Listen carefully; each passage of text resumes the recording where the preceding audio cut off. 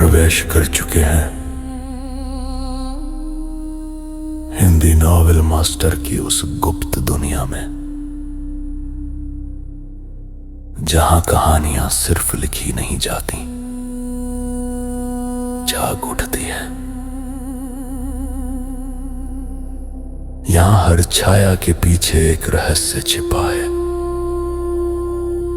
हर कदम पर एक अनसुनी फुसफुसाहट, और हर कहानी आपको उस अंधेरे दरवाजे तक ले जाती है जिसे खोलने की हिम्मत हर किसी में नहीं होती। डिस्क्लेमर: इस संसार के सभी पात्र, घटनाएं और स्थान कल्पना के धुएं से जन्मे हैं। इनका किसी वास्तविक व्यक्ति, संस्था या घटना से कोई संबंध नहीं है। यदि कोई समानता लगे तो याद रखिए, संयोग भी कभी कभी कहानी का हिस्सा बन जाता है। ये सामग्री केवल मनोरंजन और कल्पनाओं की रहस्यमयी यात्रा के लिए है। अध्याय 148। अगर वो इतने ही 30 मार खा हैं तो बॉक्सिंग मैच में क्यों नहीं दिखते? रॉकी साल्वी कस्बे के क्लिनिक पहुंचने से पहले ही बेहोश हो चुका था। जब उसकी आंखें खुलीं तो रात हो चुकी थी। होश में आते ही उसने सबसे पहले अपना फ़ोन टटोला और अपना बैंक बैलेंस चेक करने की कोशिश की, लेकिन उसने कई बार फेशियल रिकग्निशन यानी चेहरे से लॉक खोलने की कोशिश की, पर हर बार नाकामी ही हाथ लगी। हारकर उसके पास पासवर्ड डालने के अलावा कोई चारा नहीं था। जैसे ही उसने कैमरा खोलकर अपना चेहरा देखा तो सन रह गया। उसके मुंह, आंखों और नथुनों को छोड़कर उसका पूरा चेहरा पट्टियों में जकड़ा हुआ था। उसका पूरा सिर किसी मम्मी जैसा लग रहा था। रोहन देशमुख, मैं तुझे छोड़ूंगा नहीं। जब तक बदला नहीं ले लेता मेरी आत्मा को चैन नहीं मिलेगा। रॉकी साल्वी ने दबी जुबान में गाली बकी, फिर अपनी मोबाइल बैंकिंग ऐप खोली और देखा कि उसके कार्ड में बस कुछ 100 रुपये ही बचे थे। इस पल न सिर्फ उसका पूरा बदन दर्द से टूट रहा था, बल्कि उसका दिल भी जोर जोर से धड़कने लगा। पूरे 50 लाख रुपये! मुंबई यूनिवर्सिटी तो छोड़ो, नागपुर जैसे बड़े शहर में भी इतने पैसों से किसी घर की डाउन पेमेंट हो जाती, लेकिन यह घर तो बिना किसी आहट के धुओं में उड़ गया था। रॉकी साल्वी नफरत की आग में जल रहा था। उसका बस चलता तो वह रोहन देशमुख का कच्चा मांस चबा जाता। उसे समझ नहीं आ रहा था कि जब उसका पंच इतना भारी था और उस हरामखोर को सीधे लगा भी था, तो उस पर कोई असर क्यों नहीं हुआ। ये तो विज्ञान के खिलाफ है। जब तक कि उस कुत्ते के पिल्ले ने नशा न किया हो, स्टेरॉइड्स लिए हों। हाँ, यही बात होगी, वरना ये कैसे हो सकता है कि उसे दर्द ही नहीं हुआ। बदनसीबी ये थी कि अंडरग्राउंड बॉक्सिंग आम मुकाबलों की तरह नहीं होती, जहां खिलाड़ियों का डोप टेस्ट हो। इसलिए भले ही विरोधी ने नशा किया हो, वह अपना नुकसान वापस नहीं पा सकता था। और तो और पैसा बुकी की जेब में जा चुका था, उसे वापस निकालना क्या बच्चों का खेल है। ठीक है, ये घूंट मैं पी लूंगा, लेकिन तुम लोग इंतजार करो, ये खेल अभी खत्म नहीं हुआ है। और अलीशा, वो डायन, अगर उसने मुझे उकसाया न होता कि सब कुछ दांव पर लगा दो, तो आज मेरे पास सिर्फ चंद 100 रुपये न बचे होते। रॉकी साल्वी ने मन ही मन जहर उगला, फिर इधर उधर देखा। अलीशा कहीं नजर नहीं आई। उसने उसे फ़ोन मिलाया, लेकिन काफ़ी देर तक घंटी बजती रही, किसी ने उठाया नहीं।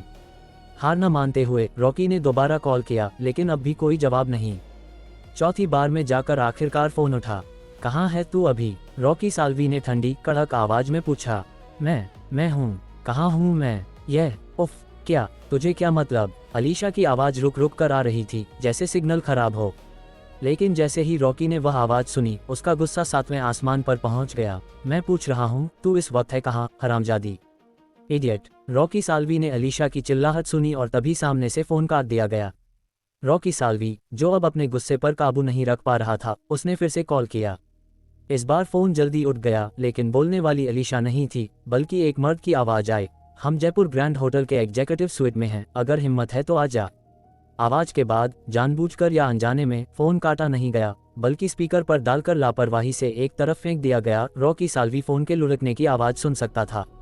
रॉकी गालियों की बौछार करने ही वाला था और कहने वाला था कि वही रुक, मैं आ रहा हूँ, लेकिन इससे पहले कि वह कुछ बोल पाता, उसे फ़ोन के दूसरी तरफ से अलीशा की जानी पहचानी आवाज़ें सुनाई देने लगीं। आवाज़ें तेज थीं, बहुत तेज, और उन आवाज़ों से रॉकी साल्वी बखूबी अंदाजा लगा सकता था कि अलीशा इस वक्त किस हाल में होगी। गुस्से से बेकाबू होकर उसने एक हाथ से अपना फ़ोन भींच लिया और दूसरे से अस्पताल के बेड की रेलिंग को पकड़ लिया, जैसे वह फ़ोन और रेलिंग दोनों को चकनाचूर कर देना चाहता हो। रॉकी, जो पहले जोर जोर से गालियां देना चाहता था, फिर फ़ोन काटकर जयपुर ग्रैंड होटल जाकर उन्हें सबक सिखाना चाहता था, न जाने क्यों अचानक उसने खुद को रोका। जैसे किसी भूत ने उस पर कब्जा कर लिया हो, उसने फ़ोन नहीं काटा, बल्कि उसे कान से लगाकर एक अजीब सी विकृत मानसिकता के साथ सुनता रहा। न जाने कितना वक्त बीत गया, रॉकी साल्वी को जहां जहां चोटें लगी थीं, वहां सूजन बढ़ने लगी थी।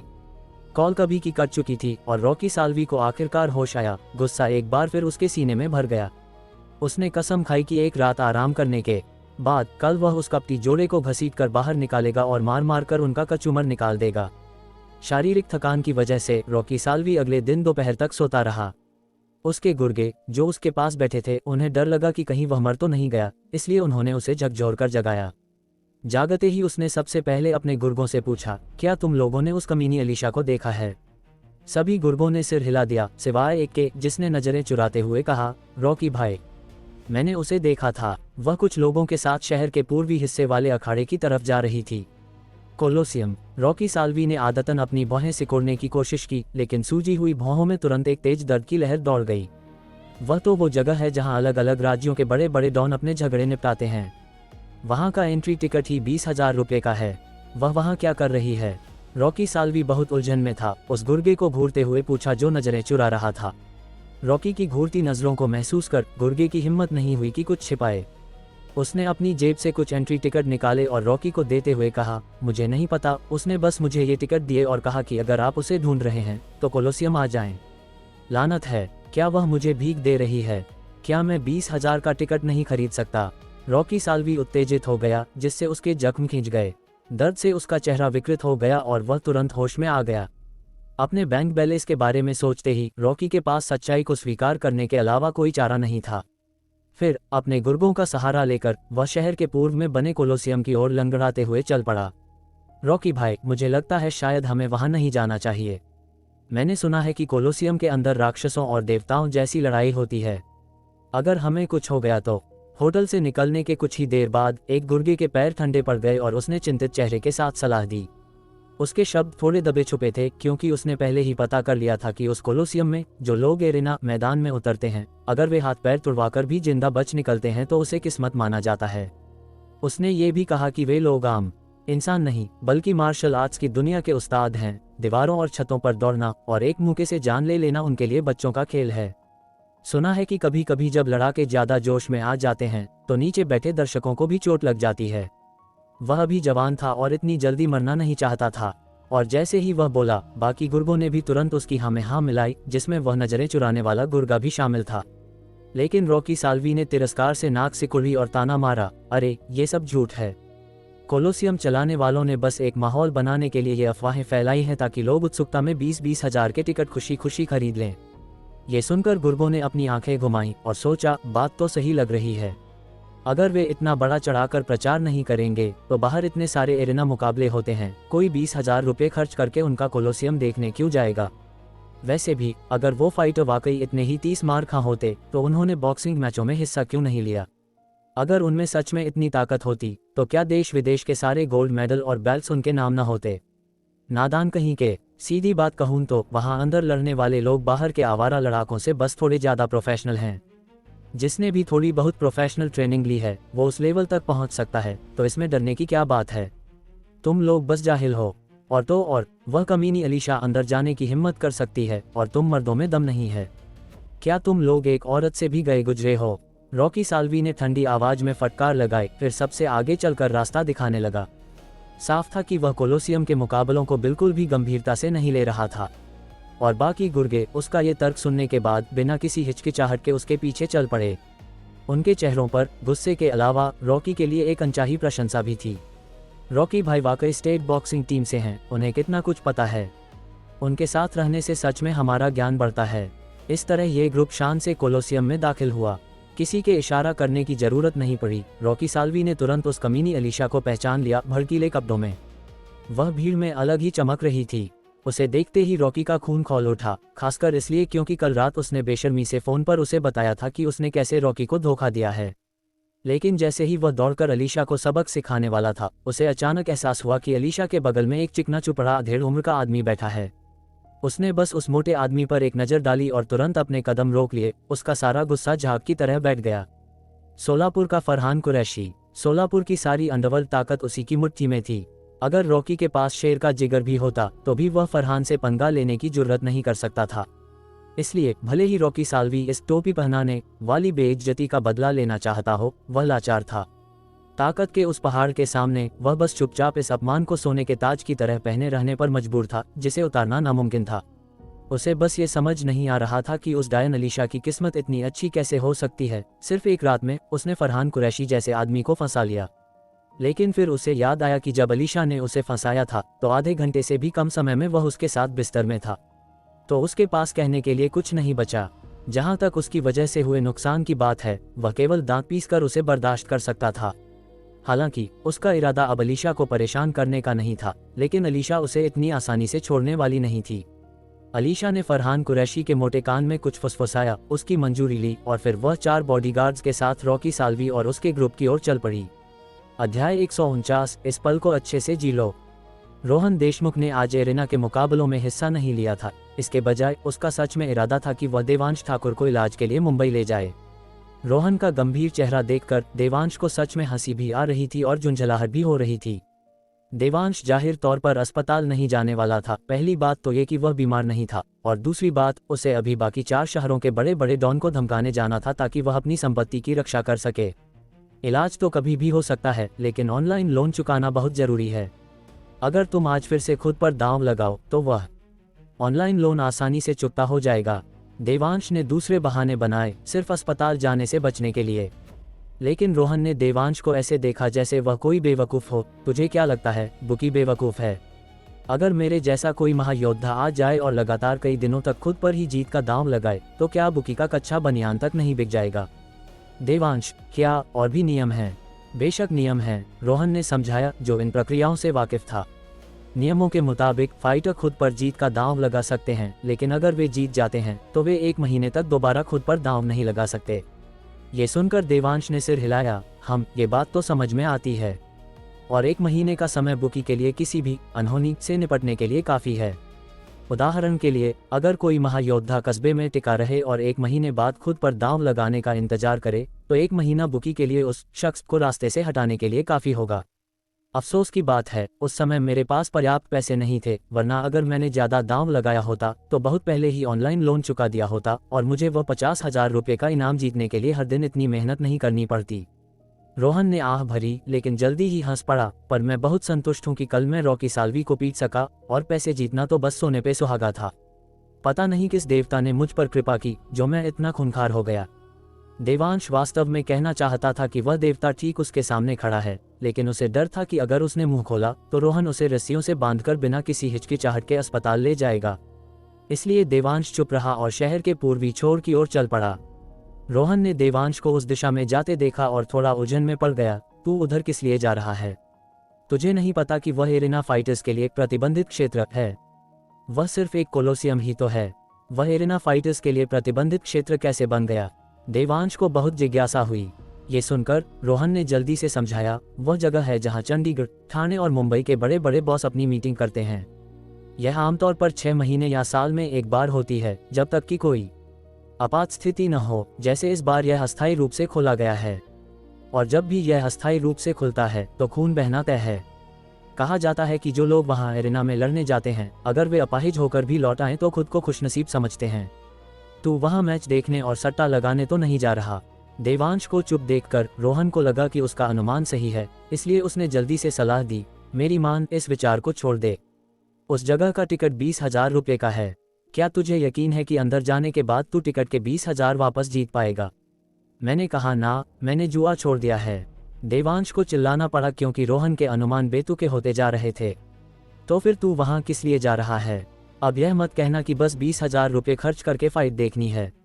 रोहन को यकीन नहीं हो रहा था। बाहर मुफ्त में देखने को मिलती हैं, तू वो पैसे क्यों बर्बाद कर रहा है? क्या तुझे मेरी लड़ाई में मजा नहीं आता?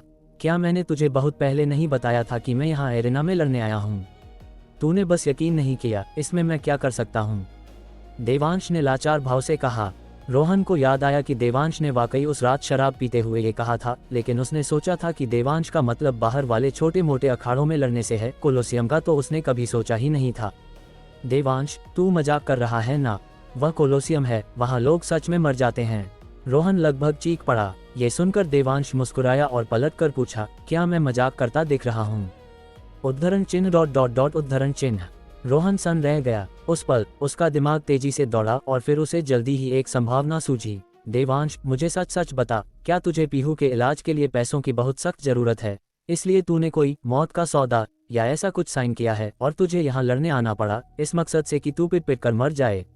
रोहन ने पहले बहुत सी फिल्में देखी थीं और उनमें ऐसे प्लॉट होते थे, कुछ अमीर रईसजादे जो अंधेरे में छिपे रहते हैं, खुद मारने की हिम्मत नहीं करते, लेकिन दूसरों को मरते हुए देखकर मजे लेते हैं। उसे लगा कि देवांश वही शख्स है जिसे पीट पीट कर मार डाला जाएगा और ऐसा करने का उसका मकसद पीहू के इलाज के लिए पैसे जुटाना है। बोलने के बाद रोहन ने खुद ही सिर हिलाया। अब समझ आया, तूने क्यों कहा था कि तेरे पास 10 लाख से ज्यादा हैं। यह जरूर वो कीमत होगी जो उन्होंने तुझे ऑफर की है ना? देवांश, तू पागल हो गया है। तेरी काबिलियत के साथ जब तक तू जुआ नहीं खेलता या बहुत ज्यादा शराब नहीं पीता, क्या तू करोड़ों नहीं कमा सकता? तूने ये रास्ता चुनने का सोचा भी कैसे? रोहन की इस बेतहाशा कल्पना के सामने देवांश सच में रोने जैसा हो गया। यार, तू कभी कुछ अच्छा नहीं सोच सकता क्या? तू कैसा इंसान है, क्या मैं नहीं जानता? चल बता, तू मुझसे क्या उम्मीद करता है कि मैं क्या अच्छा सोचूं? रोहन ने दहाड़कर कहा। देवांश ने बिना सोचे बोल दिया, उदाहरण के लिए, क्या पता मैं तेरी तरह कोई महायोद्धा हूं जिसने अपनी सारी नसें और कुंडलिनी जागृत कर ली हो। उद्धरण चिन्ह ... उद्धरण चिन्ह। रोहन पहले चौंका, फिर गालियां बकने लगा, साले, तेरा यह मजाक खत्म नहीं होगा ना? देवांश मुस्कुराया, कोई जवाब नहीं दिया और आगे बढ़ता रहा। ये देखकर रोहन ने भौहें सिकुड़ी और पूछा, क्या तू सच में जा रहा है?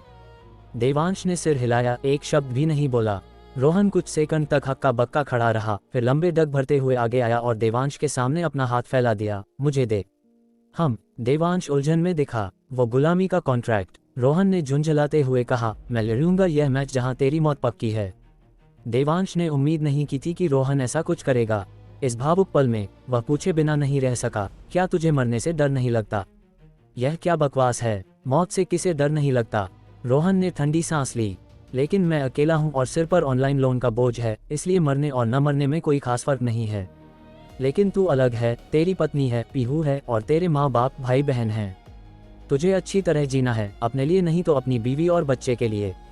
वैसे भी अगर परसों रात तू न होता तो रॉकी और उसके आदमी मेरी टांगें तोड़ देते और मैं वैसे भी मर जाता। तो तूने मेरी जान बचाई और आज मेरा फर्ज है उसे चुकाना। दे मुझे, मैं तेरी जगह जाऊंगा। चल हट, कभी मेरे लिए अच्छी दुआ नहीं मांग सकता। देवांश बहुत भावुक हो गया था। उसने रोहन का हाथ झटक दिया जो उसका रास्ता रोक रहा था और बिना एंट्री टिकट के सीधे कोलोसियम में चला गया, जो रोहन की नज़रों में बेहद खतरनाक था। रोहन लाचार था और केवल हिम्मत करके अंदर चल सकता था। उसने शुरू में सोचा था कि दरवाजे पर खड़े बॉडीगार्ड उसे रोकेंगे और टिकट खरीदने को कहेंगे, लेकिन उसने उम्मीद नहीं की थी कि वे दोनों उसे पूरी तरह नज़रअंदाज कर देंगे, जैसे टिकट चेक करने का कोई इरादा ही न हो। उसे पहले लगा कि शायद समय बदल गया है और अब टिकट की जरूरत नहीं है, लेकिन उसके बाद आए एक जोड़े को रोका गया और उनसे टिकट खरीदे जाने को कहा गया। रोहन उलझन में था, लेकिन वह इतना बेवकूफ़ नहीं था कि खुद आगे बढ़कर टिकट खरीदे, इसलिए वह देवांश के पीछे पीछे कोलोसियम में चला गया। अंदर जाने के कुछ ही देर बाद उन दोनों का सामना एक जाने पहचाने समूह से हुआ। रॉकी साल्वी और उसके गुर्गे, अलीशा और उसके पीछे खड़े बॉडीगार्ड, सब आमने सामने। अलीशा को 4 बॉडीगार्ड्स के साथ अपनी ओर आते देख रॉकी साल्वी थोड़ा घबरा गया। पहले रॉकी इन बॉडीगार्ड्स को दूसरी बार देखने की भी जहमत नहीं उठाता। चाहे कितने भी आ जाएं, उसकी नज़रों में वे बस सूट और यूनिफॉर्म पहने हुए पंचिंग बैग थे और वह उन्हें एक मुक्के में ढेर कर सकता था। लेकिन अब रॉकी ने अनजाने में एक कदम पीछे लिया, फिर 2 कदम, कई कदम। कोई और रास्ता नहीं था। यह कोलोसियम था, एक ऐसी जगह जहां तर्क और दलीलें नहीं, सिर्फ मुक्के चलते थे। भले ही आपको पीट पीट कर मार डाला जाए, दर्शक केवल तालियां बजाएंगे, और अगर उन्होंने देखा कि आप अभी पूरी तरह मरे नहीं हैं, तो शायद वे आकर 2-4 लात और मार दें। किसी को परवाह नहीं कि आप मरने के लायक थे या नहीं। रॉकी को बार बार पीछे हटते देख अलीशा लगातार उपहास से हंस रही थी। उसने उम्मीद नहीं की थी कि जिस आदमी के सामने उसे कभी गिड़गिड़ाना पड़ा था, वह अब उससे इतना डरेगा। क्या इसे ही ताकत कहते हैं? कुछ ऐसा जो लोगों को खौफ में डाल दे। अलीशा का घमंड असीम रूप से बढ़ गया और उसकी अंतरात्मा को बेहद संतुष्टि मिली। साथ ही सत्ता की उसकी भूख इस पल अपने चरम पर पहुंच गई। जैसे ही वह रॉकी का मजाक उड़ाने वाली थी, उसकी नज़र अचानक देवांश और रोहन पर पड़ी तो एक इशारे के साथ एक बॉडीगार्ड तुरंत उन दोनों को रोकने के लिए आगे बढ़ा। मैं तुम दोनों को ढूंढने के लिए किसी को भेजने ही वाली थी, लेकिन मुझे उम्मीद नहीं थी कि तुम दोनों खुद चलकर मेरे दरवाजे पर आ जाओगे। अलीशा ने अपनी बाहें क्रॉस की, उसके चेहरे पर एक विजय की मुस्कान थी। अच्छा है तुम यहाँ हो। जल्द ही अपनी कुत्ते जैसी आंखें खोलकर साफ साफ देखना कि कैसे मेरा बॉयफ्रेंड महाराष्ट्र का नंबर 1 इंसान बनने के तख्त पर बैठता है और कैसे मैं महाराष्ट्र के नंबर 1 इंसान की फर्स्ट लेडी बनती हूँ। तुम्हें इस पल को अच्छे से जी लेना चाहिए, क्योंकि अब से मैं तुम्हारी पहुँच से बाहर की देवी बनूंगी और तुम वो कीड़े हो जिन्हें मैं अपनी उंगली के इशारे से मसल सकती हूँ। लेकिन चिंता मत करो, मैं तुम्हें कुछ नहीं करूँगी, क्योंकि मैं चाहती हूँ कि तुम अपनी बाकी जिंदगी अंतहीन पछतावे में बिताओ। खासकर तू रोहन देशमुख, क्या तूने कल मुझे नीची नज़र से नहीं देखा था? तो आज मैं तुझे साफ साफ दिखाऊंगी कि मैं वही औरत जिसके लिए तू कल उदासीन था, आज एक ऐसी हस्ती बन गई हूँ जिसकी तू बराबरी करने के सपने भी नहीं देख सकता। अलीशा के इस रौब से सब हैरान थे। सिर्फ देवांश मुस्कुराया और पूछा, क्या तुझे इतना यकीन है कि तेरा बॉयफ्रेंड महाराष्ट्र का नंबर 1 इंसान बन सकता है? ये सुनकर अलीशा ने देवांश को ऊपर से नीचे तक देखा, फिर हिकारत से नाक सिकोड़ी। बस एक सड़ा हुआ जुआरी, क्या तू मुझसे बात करने के लायक भी है? वो लोग जो इतने बड़े और अहम हैं, क्या बातें करते हैं, तुझे लगता है तेरी समझ में आएगा? कितनी हास्यास्पद बात है। उनका मजाक उड़ाने के बाद उसने चारों बॉडीगार्ड्स को निर्देश दिया, इन पर नजर रखना, इन्हें बीच में खिसकने मत देना, कहीं ऐसा न हो कि ये मेरे फर्स्ट लेडी बनने का शानदार नज़ारा मिस कर दें। बॉडीगार्ड्स ने सहमति में सिर हिलाया, फिर एक अपेक्षाकृत एकांत कोना ढूंढा और उनके समूह को वहां बैठा दिया ताकि उन पर आसानी से नजर रखी जा सके। सबके चेहरे पर तनाव था। रोहन लगातार शिकायत कर रहा था, लेकिन केवल देवांश अपनी कुर्सी पर पीछे झुककर बैठा था, शांत और संयमित। रिया कपूर और बाकी लोगों का सामना न करना पड़े, इस बात से वह काफी खुश था कि उसे थोड़ा आराम मिल रहा है। अध्याय 150। जब किसी को कोई ऐतराज नहीं तो पहल कौन करेगा? भले ही टिकट की कीमत 20,000 रुपये थी, फिर भी दर्शकों की भारी भीड़ जमा थी। कई सौ लोगों की क्षमता वाला कोलोसियम जल्दी ही पर्यटकों से भर गया। मोटा मोटी हिसाब लगाया जाए तो अकेले कोलोसियम की टिकट बिक्री से 1 करोड़ से ज्यादा की कमाई हुई थी। और खास बात यह थी कि इसमें कोई लागत नहीं थी, जिससे यह एक बेहद मुनाफे वाला धंधा बन गया था। कपूर खानदान के लोग वाकई पैदाइशी बिजनेसमैन हैं, देवांश ने मन ही मन सोचा। प्रवेश द्वार पर टिकट चेक करने वाले बॉडीगार्ड के कपूर परिवार का सदस्य होने से यह साफ था कि यह कोलोसियम कपूर परिवार का है। ठीक इसीलिए, क्योंकि वे बॉडीगार्ड कपूर परिवार के थे, देवांश और उसके साथ आए लोगों को कोलोसियम में प्रवेश करते समय टिकट चेक कराने की जरूरत नहीं पड़ी। क्या तूने नहीं कहा था कि तू यहाँ एरेना में लड़ने आया है? रोहन देशमुख अचानक जोर से बोला, जैसे डर रहा हो कि चारों बॉडीगार्ड उसकी बात नहीं सुन पाएंगे। और वाकई इन शब्दों पर उन बॉडीगार्ड्स के चेहरे साफ तौर पर जम गए। जाहिर है उन्होंने उम्मीद नहीं की थी कि देवांश बाद में एरेना में लड़ने वाला है। बेशक न केवल उन्होंने इसकी उम्मीद नहीं की थी, बल्कि रॉकी साल्वी और उसके ग्रुप ने भी यह नहीं सोचा था। इस पल वे सभी फटी आंखों से देवांश को घूर रहे थे, उनके चेहरों पर अविश्वास साफ झलक रहा था। अलीशा के जरिए रॉकी साल्वी देवांश की असलियत से अच्छी तरह वाकिफ था। वह जानता था कि वह एक बिगड़े हुए शराबी और जुआरी से ज्यादा कुछ नहीं है। इसीलिए रोहन देशमुख ने उसे तरह तरह से पैसे उधार दिए थे, जिसकी वजह से अलीशा ने रोहन को छोड़ दिया था।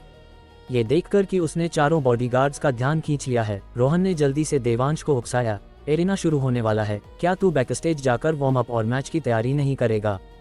बोलने के बाद रोहन ने पागलों की तरह देवांश को आंख मारी, इशारा करते हुए कि जल्दी से उठ और निकल जा, फिर मौका देखकर कोलोसियम से खिसक लेना। लेकिन देवांश अपनी जगह से नहीं हिला, बल्कि मुस्कुराते हुए पूछा, क्या मुझे उनसे लड़ने के लिए वार्म अप की जरूरत है? उद्धरण चिन्ह ... उद्धरण चिन्ह। ये सुनकर रोहन का चेहरा गुस्से से लाल पीला हो गया। मैंने तुझे भगाने का इतना अच्छा तरीका निकाला और तूने एक ही दिन में सब बर्बाद कर दिया। दूसरी ओर रॉकी साल्वी ने तिरस्कार से हंसते हुए ताना मारा, भले ही यहाँ का एरेना कुछ खास नहीं है, लेकिन तेरे जैसा जुआरी और पियक्कर स्टेज पर उनका मुकाबला करने के लायक कैसे हो सकता है? तुझे शायद पता भी नहीं चलेगा कि तू कब मर गया। देवांश को इस तरह अपमानित होते देख रोहन ने तुरंत अपनी मुट्ठी दिखाई, रॉकी को घूरते हुए कड़क आवाज में कहा, क्या तुझे लगता है तू फिर से शेर बन गया है, या तुझे लगता है कि मैं अब चाकू नहीं उठा सकता? उद्धरण चिन्ह ... उद्धरण चिन्ह। रॉकी साल्वी अभी तक रोहन के बारे में उस अजीब बात को समझ नहीं पाया था, इसलिए उसने थोड़ी देर के लिए उससे पंगा लेने की हिम्मत नहीं की। उसने बस नाक सिकुड़ी और कुछ नहीं बोला। ये देखकर कि रॉकी की बोलती बंद हो गई है, रोहन देवांश के कान के पास झुका और फुसफुसाया, तुझे हो क्या गया है? जब इतना अच्छा मौका था तब तू नहीं गया, अब तू बाद में निकल नहीं पाएगा। देवांश मुस्कुराया और रोहन से पलटकर पूछा, मैं क्यों नहीं निकल सकता? क्या उसने नहीं कहा था कि वह हमें कुछ नहीं करेगी? क्या तू बेवकूफ़ है? क्या तू उस कमीनी अलीशा की बातों पर यकीन करता है? रोहन ने गुस्से से कहा, बस देखते जा, एक बार उसके हाथ में ताकत आ गई तो वह भले ही हमें जान से न मारे, लेकिन वह हमें पक्का अपाहिज बना देगी, ऐसा कि हम इस जन्म में कभी ठीक न हो सकें। इन शब्दों पर देवांश शांत रहा, लेकिन उसके बगल में खड़ा रॉकी साल्वी सहने से खुद को रोक नहीं पाया। ये याद करते हुए कि उसने पहले अलीशा को कैसे अपने सामने गिड़गिड़ाने पर मजबूर किया था, रॉकी की पीठ पर ठंडा पसीना बहने लगा। वह एक बॉक्सर था और अगर वह सचमुच अपाहिज हो गया तो उसकी जिंदगी पूरी तरह खत्म हो जाएगी। देवांश ने शांति से रोहन का कंधा थपथपाया और हंसा, चिंता मत कर, उसके जैसी औरत के हाथ में ताकत कभी नहीं आएगी। उफ, तू बस बहुत भोला है। अभी भी सोचता है कि अच्छाई हमेशा बुराई पर जीतती है और सवेरा हमेशा अंधेरे को चीर देता है। जाग जा, ये सब बच्चों को बहलाने वाली परियों की कहानियां हैं। रोहन दुनिया को लेकर बहुत कड़वाहट से भरा था। देवांश ने आगे कोई सफाई नहीं दी, बस मुस्कुराया, अगर अच्छाई और सवेरा नहीं आए तो मैं उसे सिखाऊंगा कि तमीज से कैसे रहते हैं। उद्धरण चिन्ह डॉट डॉट डॉट उद्धरण चिन्ह। रोहन ने देवांश को देखा, फिर चुपचाप अपना फोन निकाला, रजिस्ट्रेशन प्लेटफॉर्म खोला और एक बार फिर मानसिक बीमारी के इलाज के लिए विशेषज्ञों को खोजना शुरू कर दिया। रॉकी और बाकी लोग भी तिरस्कार भरी नजरों से देख रहे थे, उनके चेहरे नफरत से भरे थे। कोलोसियम कस्बे के पूर्वी हिस्से में एक विशाल पहाड़ की तलहटी में स्थित था, जो बेहद बड़े क्षेत्र में फैला हुआ था, जिसमें ज्यादा से ज्यादा 1000 लोग आ सकते थे, लेकिन भीड़ को नियंत्रित करने के लिए हर मैच में सीटें पूरी नहीं भरी जाती थीं। एरेना 100 मीटर का चौकोर खुली छत वाला मंच था। ऊपर देखो तो साफ नीला आसमान, नीचे देखो तो सीमेंट कंक्रीट से बना फर्श। इस फर्श पर कई ताज़ा निशान साफ देखे जा सकते थे, जाहिर तौर पर इनकी हाल ही में मरम्मत की गई थी। हालांकि एरेना के 4 हिस्से थे, लेकिन केवल 3 तरफ दर्शक बैठ सकते थे। दूसरी तरफ एक ऊंचा चबूतरा था जो लगभग एरेना के बराबर था। ऊंचा चबूतरा लगभग 100 मीटर लंबा था, लेकिन उस पर केवल कुछ ही कुर्सियां रखी गई थीं, जो एक दूसरे से काफी दूरी पर थीं, ताकि बड़े बॉस अपनी बातें कर सकें और कोई दूसरा सुन न सके। पूरे कोलोसियम का जायजा लेने के बाद देवांश को उसमें कोई खास दिलचस्पी नहीं हुई। उसने बस कोलोसियम के ऊंचे चबूतरे के पीछे उस विशाल राजसी पहाड़ को देखा। न जाने क्यों उसने एक ठंडी हंसी हंसी और फिर कुछ नहीं बोला। और तभी विशाल कोलोसियम में एक हलचल मच गई। सभी ने आवाज की दिशा में देखा और पाया कि अच्छे कपड़ों में सजे धजे पुरुषों, महिलाओं, बुजुर्गों और युवाओं का एक समूह प्रवेश द्वार से अंदर आ रहा था। वे भी इंसान ही थे, लेकिन उनके कपड़े बहुत फिटिंग के थे, साफ तौर पर उनके नाप से सिलवाए गए थे। इसके अलावा श्रेष्ठता का जो आभामंडल वे बिखेर रहे थे, वह कुछ ऐसा था जिसकी नकल आम लोग नहीं कर सकते थे। आखिरकार जो पैसा आम लोग दशकों तक कड़ी मेहनत करके कमाते हैं, वह उनकी नज़र में बस एक महीने का जेब खर्च है। ये भौतिक असमानता कुछ ऐसी है जिसकी भरपाई अच्छी परवरिश और ज्ञान से कर पाना बहुत मुश्किल है। खासकर जब दर्शकों ने 2 खूबसूरत महिलाओं को पीछे से आते देखा तो उनकी आंखें लगभग बाहर आ गईं। सब यही कह रहे थे कि यह यात्रा टिकट के पैसे वसूल करने लायक थी। रॉकी साल्वी, जिसका पूरा बदन दर्द कर रहा था, सबसे पीछे चल रही चीशम पहने महिला को देखकर उसे उन जगहों पर भी दर्द महसूस हुआ जहां चोट नहीं लगी थी, और दर्द असहनीय हो गया। वह डायन अलीशा इस औरत के सामने बस एक भूत जैसी है। रॉकी ने अलीशा को देखा, उसका मन घृणा से भर गया। रोहन देशमुख इस पल ये भी भूल गया कि वह खतरे में है। इसके बजाय वह अपने सामने मौजूद 2 महिलाओं को देखकर इतना दंग रह गया कि उसका दिमाग ही सुन्न हो गया। देवांश, मैंने शुरू में सोचा था कि भाभी के अलावा इस दुनिया में कोई औरत इतनी हसीन नहीं हो सकती, लेकिन मुझे उम्मीद नहीं थी कि दो एक साथ दिखाई देंगी। जल्दी मुझे चुटकी काट, मुझे लगता है मैं सपना देख रहा हूँ। रोहन चिल्लाने से खुद को रोक नहीं पाया। उसकी नज़रें लगातार उन दोनों महिलाओं के बीच इधर उधर भाग रही थीं, और एक पल के लिए उसे समझ नहीं आ रहा था कि किसे देखे। रोहन की बातें सुनने के बाद देवांश ने आखिरकार अपना सिर घुमाया और उन 2 महिलाओं को देखा। रिया कपूर अभी भी चीशम पहने हुए थी, जो कुदरती अप्सरा शब्दों को पूरी तरह से सार्थक कर रही थी। उसके आगे ग्रे और सफ़ेद स्वेटर में एक लंबी महिला चल रही थी। उसकी खूबसूरती बहुत आकर्षक थी। जैसा कि रोहन ने कहा था, वह वास्तव में शानदार थी, लेकिन ये कहना कि वह सिया की बराबरी कर सकती थी जाहिर तौर पर एक अतिशयोक्ति होगी। इस महिला का पहनावा बहुत कैजुअल था। उसने अपने स्वेटर के नीचे एक सफ़ेद शर्ट पहनी थी, जिसका सफ़ेद कॉलर स्वेटर से बाहर झांक रहा था, जो उसकी गोरी सुराहीदार गर्दन को सुरक्षित रख रहा था। उसके काले घने बाल लापरवाही से बिखरे हुए थे, उसकी चाल के साथ इधर उधर लहरा रहे थे, कभी कभी उसकी छाती को छू रहे थे, जैसे यह ऐलान कर रहे हों कि यह क्षेत्र एक निजी डोमेन है और अजनबियों का प्रवेश वर्जित है। कोलोसियम में मौजूद बाकी लोग भी उन दोनों की तरह ही थे। न केवल पुरुष घूर रहे थे, बल्कि उनके बगल में बैठी महिलाएं भी ईर्ष्या से देख रही थीं, उन्हें जलन महसूस करने की भी हिम्मत नहीं हो रही थी। लेकिन कुछ अपवाद भी थे, जैसे अलीशा। एक पल के लिए हीन भावना महसूस करने के बाद उसने मन ही मन कसम खाई कि एक बार फरहान कुरैशी महाराष्ट्र का नंबर 1 बन जाए तो वह किसी से इन दोनों औरतों के चेहरे बिगड़वा देगी। इनका पारिवारिक बैकग्राउंड मुझसे बेहतर क्यों है और ये मुझसे ज्यादा सुंदर क्यों हैं? अगर मैंने तुम्हारी शक्लें नहीं बिगड़ी तो मुझे चैन की नींद नहीं आएगी। अलीशा ने ठंडी सांस ली और उसके दिमाग में एक दुष्ट योजना चुपचाप आकार लेने लगी। सबकी नजरों के बीच यशवर्धन खन्ना और उसका ग्रुप एरिना के दूसरी तरफ उनके लिए आरक्षित सीटों पर बैठ गया। भले ही अलीशा का नया बॉयफ्रेंड, वह चिकना मोटा फरहान कुरैशी, उन चारों से पहले आ गया था, लेकिन वह बीच की सीट पर नहीं बैठा, बल्कि केंद्र के दाईं ओर वाली स्थिति में बैठा। यशवर्धन खन्ना के आने के बाद चाहे दूसरों ने कुछ भी किया हो, वह सीधे बीच में बैठ गया, पांचों शहरों के बीच अपनी पूर्ण स्थिति का प्रदर्शन करते हुए। यशवर्धन के बैठने के बाद रिया कपूर और दूसरी महिला उसके बाईं ओर बैठी, जबकि एक अन्य व्यक्ति फरहान के दाईं ओर बैठा। विक्रमजीत सिंह कहाँ है? वह कल यहाँ था, लेकिन आज उसने एक औरत को भेजा। क्या विक्रमजीत डरपोक है या थाने में मर्दों की कमी पड़ गई है? एक औरत हमारे साथ बराबरी पर क्यों बैठे? फरहान कुरैशी ने नई आई महिला को तिरछी नजरों से देखा। उसकी आंखों में चमक थी, लेकिन मुंह से असंतोष भरी डींगें निकल रही थीं। आज उसका मुख्य लक्ष्य पांचों शहरों पर हावी होना था। अगर थाने का विक्रमजीत सिंह यहाँ नहीं है तो वह किसे दिखावा करेगा? विक्रमजीत को अचानक कोई जरूरी काम आ गया और उसने विशेष रूप से कोल्हापुर की कियारा सिंघानिया को इस मामले को पूरी तरह संभालने की जिम्मेदारी सौंपी है। विक्रमजीत ने मुझे कल रात इस बारे में बताया था और मैं पहले ही सहमत हो चुका हूँ, यशवर्धन खन्ना ने शांति से कहा। फरहान नाखुश था, लेकिन उसने और कुछ नहीं कहा, बस ठंडी सांस ली और अपनी आक्रामकता रोक दी। हालांकि उसकी नजरें कियारा सिंघानिया और रिया कपूर पर टिकी रहीं और उसके मुंह के कोने पर एक कामुक मुस्कान अनजाने में आ गई, क्योंकि उसने मन ही मन सोचा, तुम दोनों ने खुद इसे दावत दी है, बाद में मुझे दोष मत देना अगर मैं औरतों के साथ नरमी से पेश न आऊं। और यह नज़ारा देखकर हर कोई यशवर्धन खन्ना के लिए प्रशंसा की लहर महसूस किए बिना नहीं रह सका। बस एक वाक्य के साथ वह कियारा सिंघानिया को उनके बराबर बना सकता था। ऐसा अधिकार किसी प्राचीन सम्राट के सुनहरे शब्दों की तरह भला श्रद्धा और ईर्ष्या पैदा क्यों न करे। चूंकि सब यहाँ हैं, मैं और शब्द बर्बाद नहीं करूंगा। आज पांचों शहर मुख्य रूप से मुंबई में सिंघानिया परिवार की संपत्ति के बंटवारे के लिए इकट्ठा हुए हैं। अब जबकि एरिना सज चुका है, हर कोई अपने अपने तरीकों पर भरोसा करेगा। जो कुछ भी कहना है उसे एरिना पर कहो। एक बार एरिना से उतरने के बाद कोई पछतावा नहीं होगा। अगर किसी ने बाद में कोई भी चालबाजी की कोशिश की तो मुझे, यशवर्धन खन्ना को, निर्दयी होने के लिए दोष मत देना। क्या किसी को कोई ऐतराज है? उसके शब्द पूरी तरह से दबंग थे। पूरे कोलोसियम के दर्शक इतने जोश के साथ सुन रहे थे, काश वे भी उसकी तरह हो पाते जो एक शब्द से सारे मामलों का फैसला कर सके। और जैसे ही यशवर्धन बोला, बाकी 4 शहरों के बड़े बॉस ने तुरंत अपना रुख जाहिर किया। चंडीगढ़ का गगन वर्मा, कोई नहीं। सोलापुर का फरहान कुरैशी, कोई नहीं। मुंबई की रिया कपूर, कोई नहीं। ठाणे की प्रतिनिधि कियारा सिंघानिया, कोई नहीं। ये देखकर कि किसी को कोई आपत्ति नहीं है, यशवर्धन ने गंभीर आवाज में पूछा, चूंकि कोई ऐतराज नहीं है तो शुरुआत कौन करेगा? अध्याय 151। रॉकी भाई, क्या आप लोग भी मैच में जमीन में गड्ढा करते हो? यशवर्धन खन्ना के सवाल ने विशाल कोलोसियम में सन्नाटा फैला दिया। एरिना के सामने बैठे दर्शक सभी ने अनजाने में अपनी सांसें रोक लीं, जैसे उस तनावपूर्ण पल का असर उन पर भी हो रहा हो।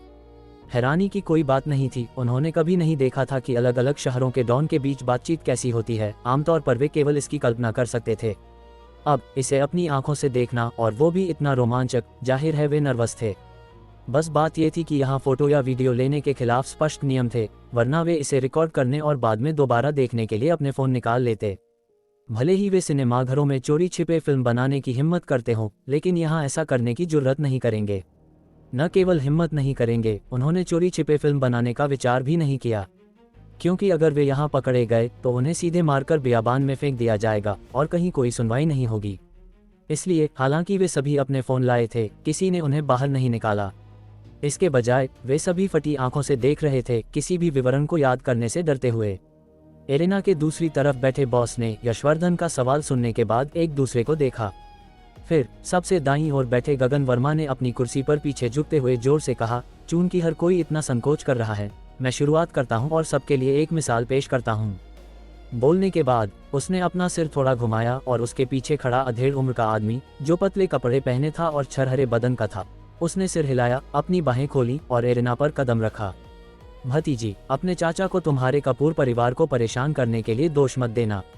भले ही सिंघानिया परिवार का कारोबार मुंबई में है, इसका मतलब यह नहीं है कि तुम्हारा कपूर परिवार अकेले राज कर सकता है। गगन वर्मा अपनी कुर्सी पर पीछे झुक गया, अभी भी उसी बेपरवाह अंदाज के साथ। मैं अब भी वही कहता हूँ, मैं गगन वर्मा होटल के धंधे में हूँ। मुझे और कुछ नहीं चाहिए, बस सिंघानिया ग्रैंड होटल। अगर तुम सहमत हो तो इस राउंड को लड़ने की कोई जरूरत नहीं है, ताकि तुम्हारे मास्टर वाघ की सांस न फूल जाए और वे बाद के मुकाबलों को संभाल ना पाएं। इससे पहले कि रिया कपूर कुछ बोल पाती, उनके पीछे खड़े मास्टर वाघ ने ठंडी सांस ली और कहा, बकवास बंद करो। सिंघानिया ग्रैंड होटल तो भूल जाओ, तुम्हें सिंघानिया परिवार का एक नट बोल्ट भी नहीं मिलेगा। अपनी बात खत्म करने के बाद मास्टर वाघ ने रिया कपूर के सामने सिर झुकाया और कहा, मिस रिया, गुरु देवांश अभी तक नहीं आए हैं, तो मैं पहले जाऊंगा। रिया कपूर ने भावहीन होकर सिर हिलाया, लेकिन उसका दिल चिंता से जोर जोर से धड़क रहा था। ये पहले ही शुरू हो चुका था, देवांश अभी तक क्यों नहीं आया। हालांकि मास्टर वाघ की ताकत कम नहीं थी, लेकिन बाकी 4 शहरों के उस्तादों की लगातार चुनौतियों का सामना करना उन्हें जरूर थका देगा। अगर उस समय सिंघानिया परिवार का कारोबार हाथ से निकल गया तो क्या तुम्हें सच में कोई दुख नहीं होगा। जैसे ही रिया ने सोचा, उसने प्रवेश द्वार की ओर देखा, उस खास शख्स के आने का इंतजार करते हुए। दरअसल उसे बस प्रवेश द्वार पर जाकर एक बॉडीगार्ड से पूछने की जरूरत थी कि क्या देवांश पहले ही अंदर आ चुका है। लेकिन जब उसने प्रवेश किया था तो उसने यह नहीं सोचा था, और अब ऊंचे चबूतरे पर बैठकर दोबारा पूछना असुविधाजनक था। वह केवल प्रार्थना कर सकती थी कि मास्टर वाघ सभी पर भारी पड़ें। चंडीगढ़, दारा पहलवान, कृपया मुझे कुछ सिखाएं। उस छरहरे आदमी ने अपनी मुठ्ठियां भिंचकर अपना परिचय दिया। मास्टर वाघ ने भी सिर झुकाकर जवाब दिया, मुंबई, मास्टर वाघ। अभिवादन के बाद दोनों पक्ष 5 कदम पीछे हट गए, एक दूसरे को तौलते हुए। रॉकी साल्वी ताना मारे बिना नहीं रह सका, इसमें और हमारे फाइट से पहले मुक्का टकराने में क्या फर्क है।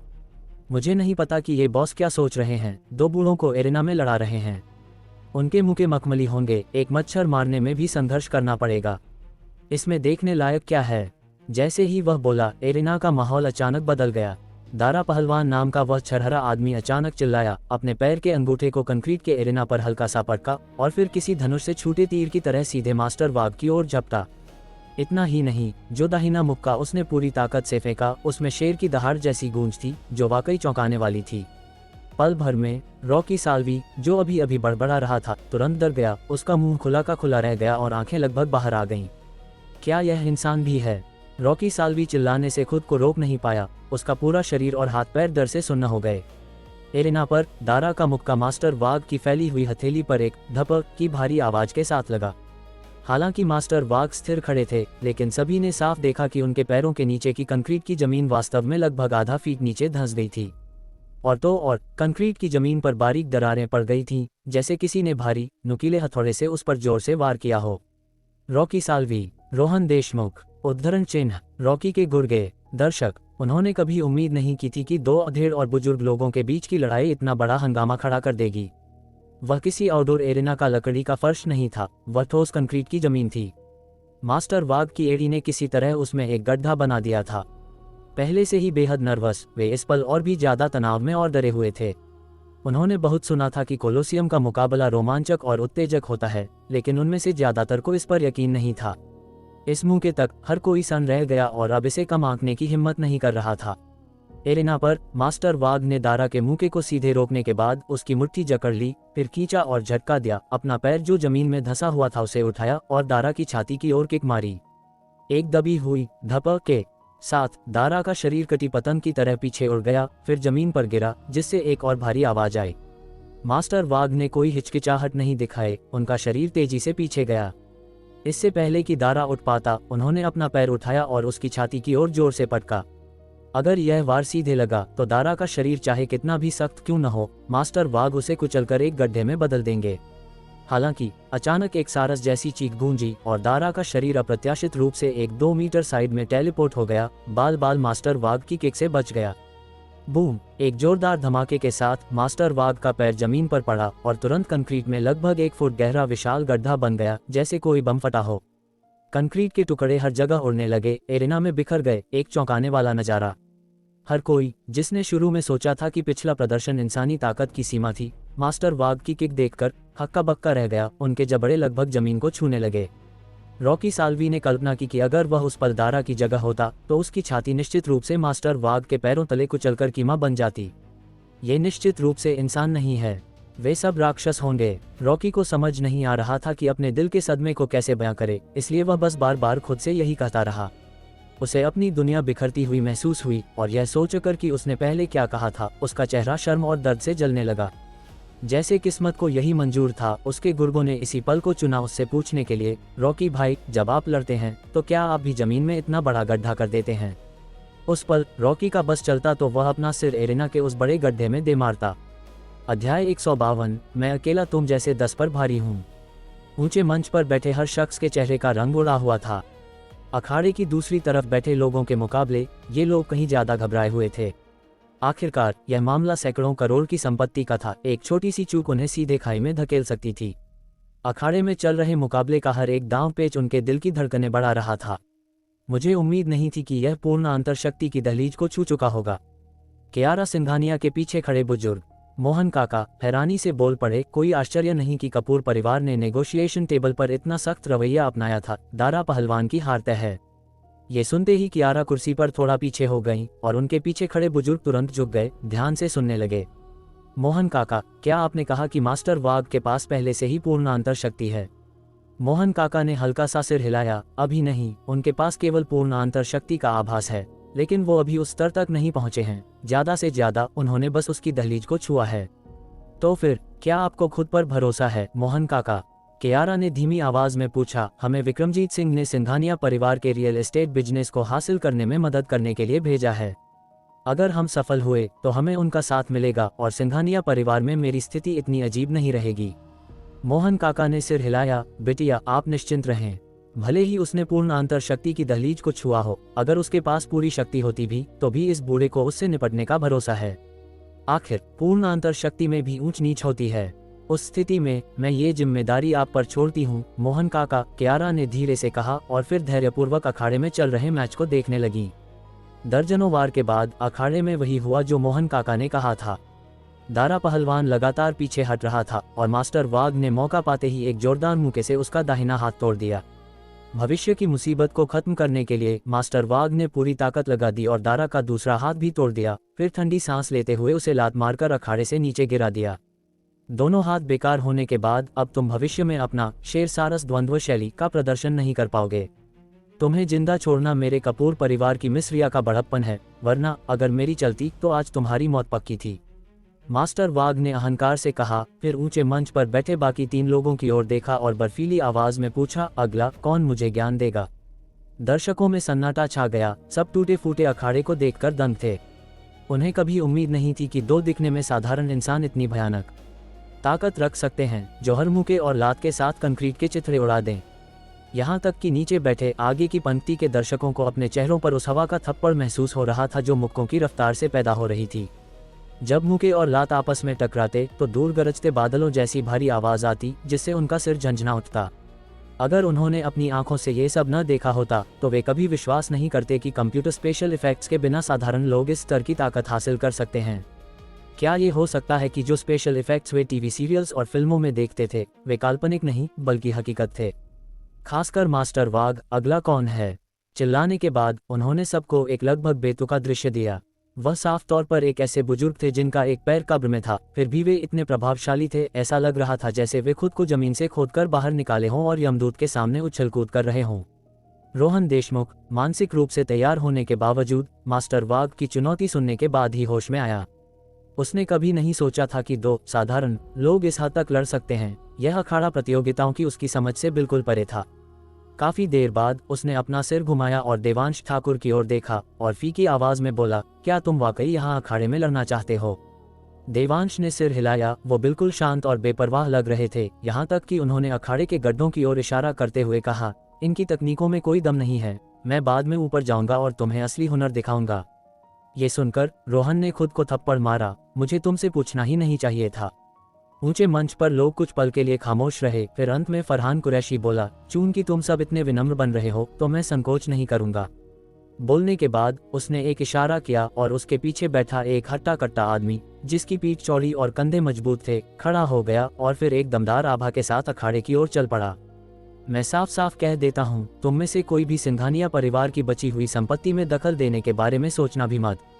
इतना ही नहीं, तुम सबको अपने खुद के बिजनेस का आधा हिस्सा भी मुझे देना होगा। यह कोई चर्चा नहीं है, यह मेरा फरमान है। बोलते हुए फरहान ने अलीशा रॉय को अपनी बाहों में खींच लिया और सबके सामने अपने चिकने हाथों को उसे टटोलने दिया। नीचे बैठे दर्शकों की ललचाई नजरों का सामना करते हुए अलीशा को कोई शर्म महसूस नहीं हुई, बल्कि एक अजीब सा नशा हुआ। उसने जानबूझकर अपना सीना तान लिया, उसके चेहरे पर सुकून और गर्व साफ झलक रहा था। गगन वर्मा का आदमी पहले ही बेकार हो चुका था, इसलिए वह सबसे ज्यादा घबराया हुआ था। ओए फरहान, ये क्या बकवास कर रहा है? तूने नेगोशिएशन टेबल पर तो यह नहीं कहा था। तुम्हारे साथ नेगोशिएट करना तुम्हें इज्जत देना था, लेकिन अफसोस तुमने सुनी नहीं, तो अब किसे दोष दोगे? फरहान ने ठंडी सांस ली और अलीशा को जोर से भींचा, जिससे अलीशा के मुंह से एक नाजुक चीख निकल गई। वह खुद कुछ बार हंसा, फिर यशवर्धन खन्ना और बाकी लोगों को उदास चेहरे से देखते हुए बोला, अगर गलती करो तो माननी चाहिए, अगर मार खाओ तो सावधान खड़े रहना चाहिए। अगर तुम हमारे पूर्वजों के बनाए नियम भूल गए हो तो आज मैं तुम्हें अच्छे से याद दिला दूंगा। फरहान पूरे दबदबे के साथ बोला और अलीशा का चेहरा चमक उठा। उसने कियारा और रिया कपूर को हिकारत से देखा, उसकी आंखें जैसे कह रही थीं, तुम दोनों कुछ खास नहीं हो। और उन्हें देखने के बाद उसने अखाड़े के सामने वाले कोने में एक नज़र डाली। अपने चेहरे पर जीत की खुशी छिपा नहीं पा रही थी। हालांकि वह बोली नहीं, लेकिन रॉकी साल्वी और रोहन अंदाजा लगा सकते थे कि उस वक्त वह क्या जताना चाहती थी। तुम कचरे के डिब्बों, ध्यान से देखो, मैं अब आसमान छूने वाली हूँ और महाराष्ट्र की नंबर 1 बनने वाली हूँ। ओए फरहान, अगर तेरा हगना खत्म नहीं हुआ तो अपनी तशरीफ वापस सोलापुर ले जा और यहाँ अपनी बदबू मत फैला। यशवर्धन ने काले चेहरे के साथ कहा। अगर यह अतीत होता तो यशवर्धन की बात सुनकर फरहान दुम दबाकर सोलापुर भाग जाता, लेकिन इस बार उसने कोई डर नहीं दिखाया, यहाँ तक कि तीखा जवाब भी दिया। यशवर्धन, तू इतने सालों से महाराष्ट्र का नंबर 1 बना बैठा है, क्या अपनी जगह छोड़ने का वक्त नहीं आ गया? एक ही कुर्सी पर इतनी देर तक बैठे रहने से क्या तुझे बवासीर होने का डर नहीं लगता? यशवर्धन के प्रति फरहान का अपमान देखकर उसके पीछे खड़े शंकर काका तुरंत हरकत में आए, लेकिन यशवर्धन ने उन्हें रोक दिया। जल्दबाजी नहीं, मैं देखना चाहता हूं कि इस फरहान में क्या दम है जो हमारे 4 जिलों के दिग्गजों को चुनौती दे रहा है। अखाड़े में चौड़ी पीठ और मजबूत कंधों वाले उस हटे कट्टे आदमी ने मास्टर वाघ की ओर देखा, मुट्ठी भींचकर सलामी देने की जहमत भी नहीं उठाई, बस हिकारत से हंसा। सोलापुर, हर्षवर्धन पाटिल। मास्टर वाघ ने हिकारत से देखा और कहा, 2.5 किलो का हाथ, सनी देओल। और फिर जोड़ा, तेरे जैसे 10 बच्चों को तो मैं नाश्ते में खा जाता हूँ। बोलने के बाद जैसे उन्हें संतोष नहीं हुआ, उन्होंने जोड़ा, तेरे जैसे को तो मैं अकेला 10 को संभाल सकता हूँ। अध्याय 153। 1000 लातें खाने के बाद क्या वज्र कवच अपने आप बन जाता है? नीचे बैठे दर्शक वे पर्यटक थे जो अखाड़े की शोहरत सुनकर चारों दिशाओं से आए थे। उनका किसी एक जिले से कोई खास लगाव नहीं था, इसलिए स्वाभाविक रूप से किसी का समर्थन या विरोध करने का सवाल ही नहीं था। लेकिन अभी अभी विभिन्न जिलों के प्रदर्शन को देखते हुए इस समय वे मुंबई के मास्टर वाघ का समर्थन करने के लिए ज्यादा इच्छुक थे। इसलिए जब उन्होंने मास्टर वाघ का डायलॉग सुना, तेरे जैसे मैं अकेले 10 को संभाल सकता हूं, तो वे अपने दिलों में चुपचाप उनके लिए जयकार करने से खुद को रोक नहीं पाए। हाँ, हकीकत में ताली बजाने की उनकी हिम्मत बिल्कुल नहीं थी। सामने बैठे लोग बड़े रसूखदार थे, किसी को भी नाराज करने का मतलब था अपनी शामत बुलाना। अभी चुपचाप तमाशा देखना ही सबसे समझदारी का काम था। तू मौत को दावत दे रहा है। ये सुनकर हर्षवर्धन गुस्से में दहाड़ा, अपनी मुट्ठी भींची और वार करने के लिए मास्टर वाघ की ओर लपका। इस मुक्के में कोई फैंसी चाल नहीं थी, नहीं इसमें दारा पहलवान के मुक्के की तरह शेर की दहाड़ और सारस की चीख थी, बस हवा के इंच इंच फटने की आवाज थी जो सबके कानों को चीर रही थी। मास्टर वाघ, जिन्होंने पहले दारा की मुट्ठी को आसानी से काबू करने की हिम्मत दिखाई थी, इस मुक्के का सामना करते समय अनजाने में अपनी भौहें सिकोड़ लीं। उन्होंने आधा कदम पीछे हटने का फैसला किया, अस्थायी रूप से हर्षवर्धन की धार से बचते हुए, फिर हर्षवर्धन के आते हुए मुक्के को रोकने के लिए अपना हाथ बढ़ाया और उस गति के साथ अपनी हथेली से प्रतिद्वंद्वी की छाती पर वार किया। एक करारी धड़ाम के साथ, जैसे मांसल हथेली किसी प्राचीन कांसे के घंटे से टकराई हो, सबके कान के पर्दे दर्द से फड़फड़ा उठे। बाहरी मार्शल आर्ट्स, वज्र कवच। मास्टर वाघ हैरानी से चिल्लाए, जल्दी से पीछे हटते हुए, लेकिन पाया कि उनका प्रतिद्वंद्वी उनसे चिपका हुआ है और लगातार पीछा कर रहा है। ये देखकर मास्टर वाघ ने तुरंत ठंडी सांस ली, अपने दाहिने पैर को जमीन पर जोर से पटका, अपना तलवा उसमें धंसा दिया ताकि पीछे हटना रुक सके, फिर दोनों हथेलियों में आंतर शक्ति का संचार किया और उन्हें हर्षवर्धन की मुट्ठी की ओर दे मारा। एक जोरदार बूम के साथ हर्षवर्धन का शरीर 3-4 कदम पीछे लड़खड़ाया, तब जाकर वह रुक पाया, जबकि मास्टर वाघ, जिनका एक पैर जमीन में धंसा हुआ था, उनकी पीछे हटने की गति अचानक रुक गई और वे अपनी जगह पर डटे रहे। ये देखकर यशवर्धन के पीछे खड़े शंकर काका ने आखिरकार पुष्टि में सिर हिलाने की हिम्मत की।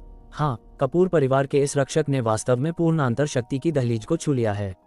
अगर वह ये लड़ाई जीत सकता है तो 3 महीने के भीतर वह निश्चित रूप से पूर्ण अंतर शक्ति के स्तर तक पहुंच जाएगा। पूर्ण अंतर शक्ति, यशवर्धन ने गहरी बाहें से कुड़ी, जल्दी से पूछा, शंकर काका, आपको गलतफहमी तो नहीं हो रही? शंकर काका ने सिर हिलाया। वज्र कवच जैसी बाहरी मार्शल आर्ट्स का सीधे सामना करना अगर पूर्ण अंतर शक्ति नहीं होती तो यह इतना आसान नहीं होता। हालांकि मास्टर वाघ अभी उस बिंदु तक नहीं पहुंचे हैं जहां ये सब सहज हो, लेकिन हर्षवर्धन को पीछे धकेलने में सक्षम होना ये दर्शाता है कि उन्होंने पूर्णता की दहलीज को छू लिया है। यह अजीब है, मास्टर वाघ हमेशा से पूर्ण अंतर शक्ति पर अटके हुए थे और कोई प्रगति नहीं हो रही थी। सिंघानिया परिवार के नष्ट होने के बाद उन्होंने यह बाधा कैसे पार कर ली? यशवर्धन बहुत उलझन में था। फिर उसने एक संभावना के बारे में सोचा, क्या ऐसा हो सकता है कि जिसने उस समय भीमा को हराया था वह वास्तव में मास्टर वाघ थे और कोई गुरु देवांश था ही नहीं? यशवर्धन को यह संभावना बहुत प्रबल लगी। अगर ऐसा है तो ये भी समझाएगा कि 4 जिलों के दबाव का सामना करते समय कपूर परिवार इतना सख्त होने की हिम्मत क्यों कर रहा था। शंकर काका, आपकी राय में उन दोनों में से कौन जीतेगा? यशवर्धन ने सिर घुमाया और पूछा। शंकर काका ने जैसे इस सवाल पर बहुत पहले ही विचार कर लिया था, इसलिए सवाल सुनते ही उन्होंने तुरंत अपना जवाब दिया। 100 चालों के भीतर हर्षवर्धन निश्चित रूप से हार जाएगा, लेकिन मास्टर वाघ भी गंभीर रूप से घायल हो जाएंगे और दोबारा लड़ने में सक्षम नहीं होंगे। ये सुनकर यशवर्धन को कोई खुशी नहीं हुई, बल्कि उसकी चिंता और गहरी हो गई। अगर बस इतना ही है तो फरहान मुझे चुनौती देने की हिम्मत क्यों करेगा? या फिर यह हर्षवर्धन उस फरहान का असली तुरुप का इक्का नहीं है? अगर यह बाद वाली बात थी तो इसका मतलब होगा कि फरहान का तुरुप का इक्का हर्षवर्धन से भी ज्यादा ताकतवर है, जिससे यशवर्धन को चिंता होने से खुद को रोक पाना मुश्किल हो गया। शंकर काका ने यशवर्धन की चिंता को भांप लिया था, इसलिए उन्होंने तुरंत उसे सांत्वना दी। मिस्टर खन्ना, चिंता न करें, उस फरहान के पास सीमित फंड है। वह जिस भी एक्सपर्ट को किराए पर ले सकता है वह मेरा मुकाबला नहीं कर सकता, और जो मुझे हरा सकते हैं उन्हें वह किराए पर लेने की औकात नहीं रखता। शंकर काका की बातें सुनकर यशवर्धन को आखिरकार तसल्ली हुई। कियारा की तरफ मोहन काका ने भी इस समय कियारा को लगभग ऐसा ही जवाब दिया। सुनने के बाद कियारा पूछे बिना नहीं रह सकी, मोहन काका, अगर यशवर्धन सिंघानिया परिवार की रियल एस्टेट इंडस्ट्री में शामिल होना चाहता है तो क्या आपको भरोसा है? उसका सवाल सूक्ष्म था। सीधे शब्दों में इसका मतलब था, आपके और शंकर काका के बीच कौन ज्यादा ताकतवर है? मोहन काका ने यह सुना, हल्का सा मुस्कुराए बिना नहीं रह सके और जवाब दिया, बिटिया, ये बूढ़ा 20 साल से पूर्णता के स्तर पर है। ये कहना कोई अतिशयोक्ति नहीं होगी कि मैं इस अखाड़े में किसी को भी अपनी नजरों में नहीं रखता। इन शब्दों को सुनकर कियारा की आंखों में चमक आ गई और उसका दिल अविश्वसनीय रूप से सुरक्षित महसूस करने लगा। इसी पल अखाड़े में अचानक एक असामान्य घटना घटी। लगातार पीछे हटने के बाद हर्षवर्धन ने अचानक एक दहाड़ लगाए। तुरंत उसके पूरे शरीर की मांसपेशियां फूल गईं, जैसे किसी बॉडी बिल्डर की हों। उसकी मांसपेशियां हवा भरे गुब्बारे जैसी लग रही थीं और उसके शरीर का अनुपात बेतुका होने लगा। मोहन काका और शंकर काका ये देखकर एक साथ अपने सामने बैठे लोगों से फुसफुसाए, ये हर्षवर्धन मरने मारने पर उतारू हो गया है। अब बस ये देखना है कि क्या मास्टर वाघ इसे झेल सकते हैं। अगर वो इसे झेल गए तो पूर्णता स्तर पक्का हो जाएगा, लेकिन अगर नहीं झेल पाए तो न केवल वे अपाहिज हो जाएंगे, बल्कि वे फिर कभी पूर्ण अंतर शक्ति के स्तर तक पहुंचने की उम्मीद नहीं कर सकेंगे। अपने पूरे शरीर की मांसपेशियों को फुलाकर हर्षवर्धन की पूरी लड़ने की शैली पहले से बिल्कुल अलग हो गई। पहले उसके पास हमला और बचाव दोनों थे, लेकिन अब उसने अपने नाजुक अंगों को खुला छोड़ दिया। मास्टर वाघ की लोहे जैसी हथेलियों को अपने शरीर पर वार करने दिया। उसने बिल्कुल भी बचाव नहीं किया, बस आंख बंद करके मास्टर वाघ के शरीर पर वार करता रहा।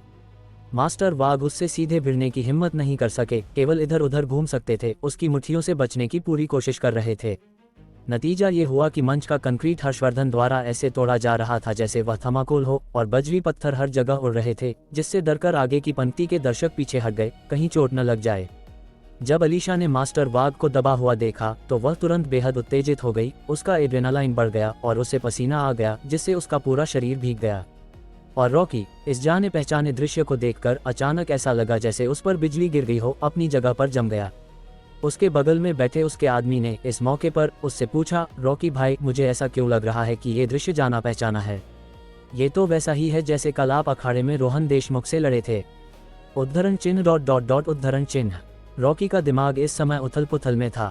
बेशक उसने देखा कि ये दृश्य वही था जब वह कल अखाड़े में लड़ा था। बस मुझे याद दिलाने की जरूरत नहीं थी। साले, तुझे क्या लगता है मैं अंधा हूँ? मास्टर वाघ को देखते हुए, चाहे वे कैसे भी लड़े, हर्षवर्धन के बिखरे हुए रूप को नुकसान पहुंचाने में असमर्थ थे। रॉकी सहानुभूति महसूस किए बिना नहीं रह सका। दादाजी वाघ, मैं रॉकी साल्वी आपका दर्द समझता हूँ। अपनी अनिच्छा के बावजूद रॉकी ने फिर भी रोहन देशमुख की ओर देखा, मन ही मन सोचते हुए, इस बच्चे ने शायद यह वज्र कवच बाहरी मार्शल आर्ट भी सीख लिया है, वरना मैं उसे चोट पहुंचाने में असमर्थ न होता। रोहन ने अखाड़े में उड़ते पत्थरों के दृश्य को देखा, उसकी आंखें भी चमक उठीं। फिर उसने उत्साह से देवांश की ओर देखा, अखाड़े की ओर इशारा करते हुए पूछा, क्या ये वैसा नहीं लग रहा? क्या यह उस दृश्य जैसा नहीं लग रहा जब कल मैंने रॉकी को पीटा था? उसकी आवाज धीमी नहीं थी और रॉकी ने इसे बहुत स्पष्ट रूप से सुना, लेकिन उसने काफी देर तक नीचे देखा और अपना सिर छिपाने के लिए कोई जगह नहीं ढूंढ पाया। तुम क्या जताना चाहते हो? देवांश ने चिढ़कर पूछा। रोहन ने तुरंत अपने मन की बात कह दी, क्या तुम्हें लगता है कि यह संभव है कि मैंने अनजाने में वज्र कवच सीख लिया, ठीक उस हर्षवर्धन की तरह? इसी वजह से रॉकी मुझे चोट नहीं पहुंचा सका। क्या तुम्हें खुद लगता है कि ऐसी कोई संभावना है? देवांश ने पलटवार किया। रोहन ने ये सुना और बेतहाशा सिर हिलाया, डरते हुए कि थोड़ी सी भी देरी उस पल उसके दृढ़ विश्वास को व्यक्त करने में विफल रहेगी। क्या वो कहावत नहीं है, करत करत अभ्यास के जड़मती होत सुजान? क्या ऐसी संभावना है कि अगर आप 1000 बार मार खाएं तो वज्र कवच अपने आप प्रकट हो जाएगा? उद्धरण चिन्ह उद्धरण चिन्ह। देवांश रोहन की बेतुकी कल्पना की तारीफ किए बिना नहीं रह सके। अपने दिमाग के डॉक्टर का अपॉइंटमेंट कैंसिल मत करना, उसे अपने लिए बचा कर रखो। अभी शब्द गिरे भी नहीं थे कि अखाड़े में हर्षवर्धन न जाने किस कारण से उसकी फूली हुई मांसपेशियां नंगी आंखों से दिखाई देने वाली गति से पिचकने लगीं। फिर जैसे थक गया हो वह अखाड़े में गिर पड़ा, जोर जोर से हौंफते हुए, यहाँ तक कि बोलने की ताकत भी नहीं बची थी। लगता है इस बच्चे का वज्र कवच अभी कच्चा है, ये ज्यादा देर तक नहीं टिक सकता। शंकर काका ने सिर हिलाया, मुझे कहना पड़ेगा मास्टर वाघ की किस्मत वाकई अच्छी है। गगन, जो दाईं ओर बैठा था, ये देखकर तुरंत फरहान का मजाक उड़ाए बिना नहीं रह सका। ओए फरहान, ये वाकई वो एक्सपर्ट है जिसे तूने बुलाया था। ये तेरे काम करने के तरीके से बिल्कुल मेल खाता है। सबके सब इतने फुस, हा हा हा हा।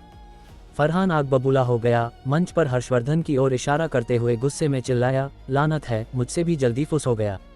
जल्दी करो और इसे यहाँ से बाहर निकालो, क्या बेइज्जती है। अलीशा ये देखकर तुरंत डरी हुई दिखाई दी, उसकी आंखें इधर उधर भाग रही थी, अखाड़े के सामने वाले कोने की ओर देखने की हिम्मत नहीं कर रही थी।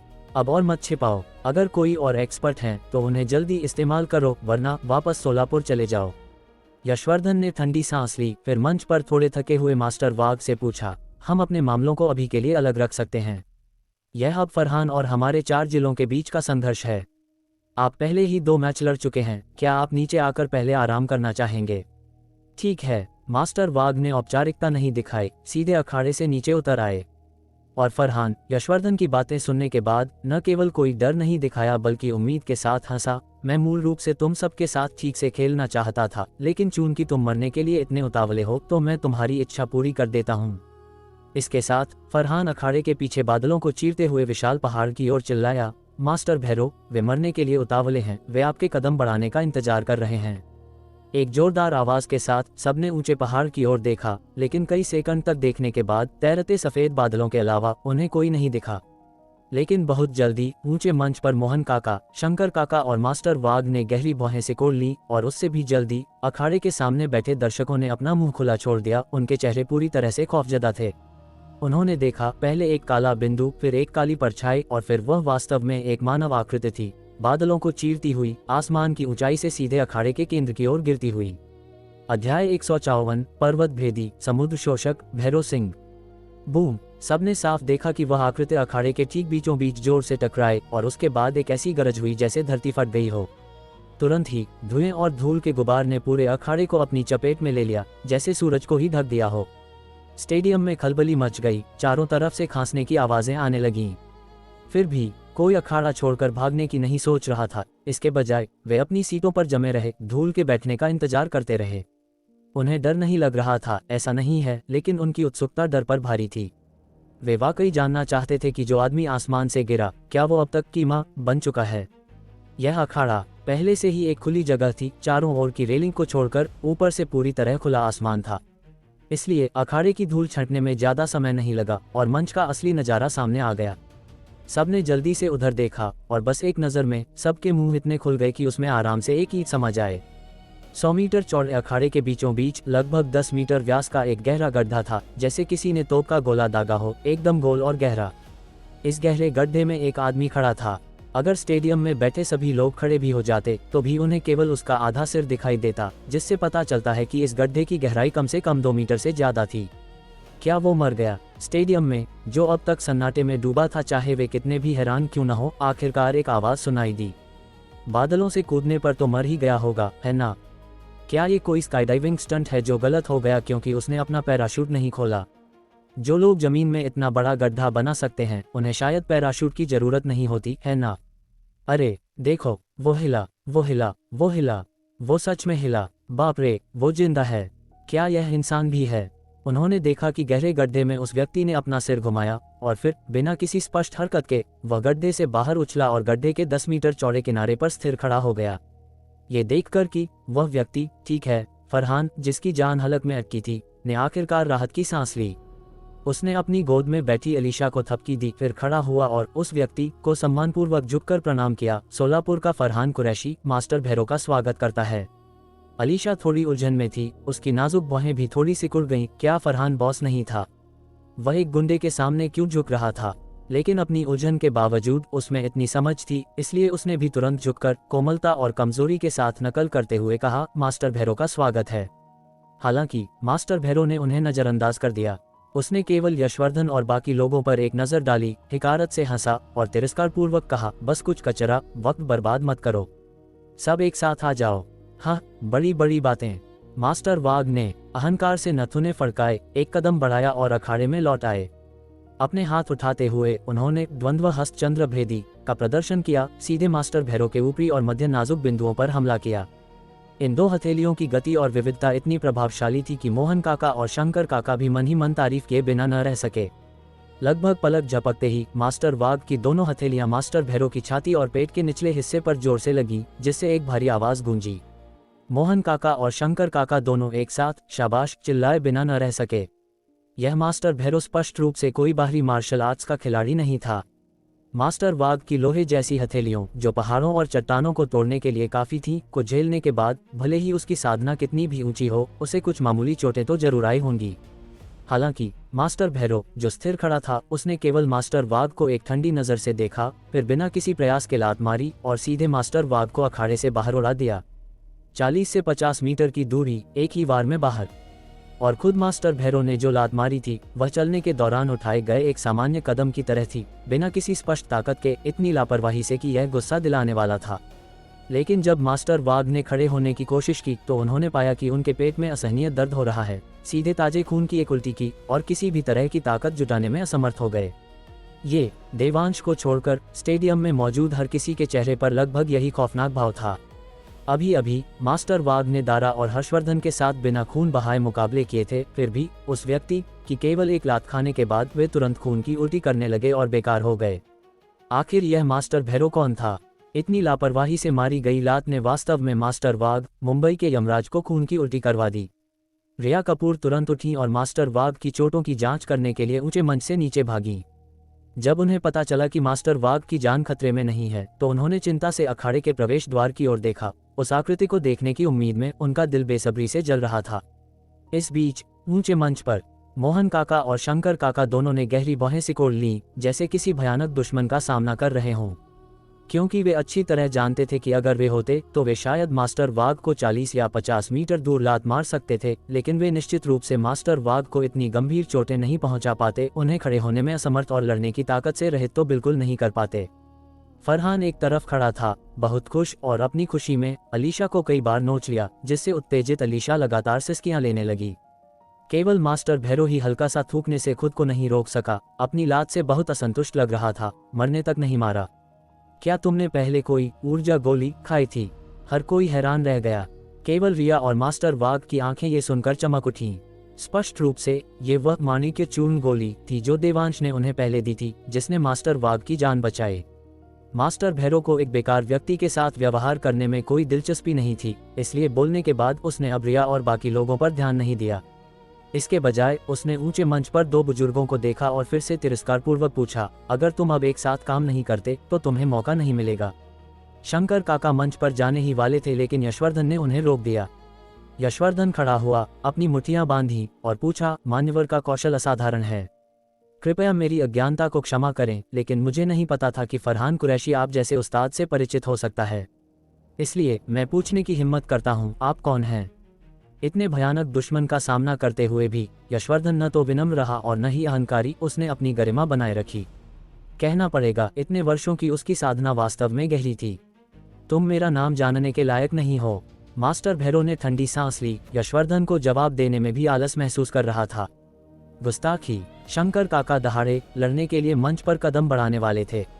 परिणामस्वरूप फरहान, जो पास ही खड़ा था, खुद को दिखाने से नहीं रोक सका। आपने मास्टर भैरव का खिताब नहीं सुना होगा, लेकिन पर्वत भेदी समुद्र शोषक भैरव सिंह के बारे में क्या ख्याल है? जैसे ही ये शब्द बाहर आए, शंकर काका, जो मूल रूप से मंच पर जाने वाले थे, अचानक जम गए। उन्होंने मंच पर भैरव सिंह को देखा और आधा कदम भी आगे बढ़ाने की हिम्मत नहीं की। और ऊंचे मंच पर यशवर्धन और बाकी सब ने इस पल अपनी आंखें फाड़ ली। उनके चेहरे सदमे से भर गए। एक मामूली फरहान उसे आमंत्रित कैसे कर सकता है? यहाँ तक कि दर्शकों में भी कुछ लोगों ने भैरव सिंह की पहचान को पहचान लिया, और भले ही वे अखाड़े में थे, वे चिल्लाए बिना नहीं रह सके, भैरव सिंह! क्या ये चेन्नई के बाबा काल भैरव वाला पर्वत भेदी भैरव सिंह है? अरे बाप रे, मैंने वास्तव में एक अमर गुरु को देख लिया।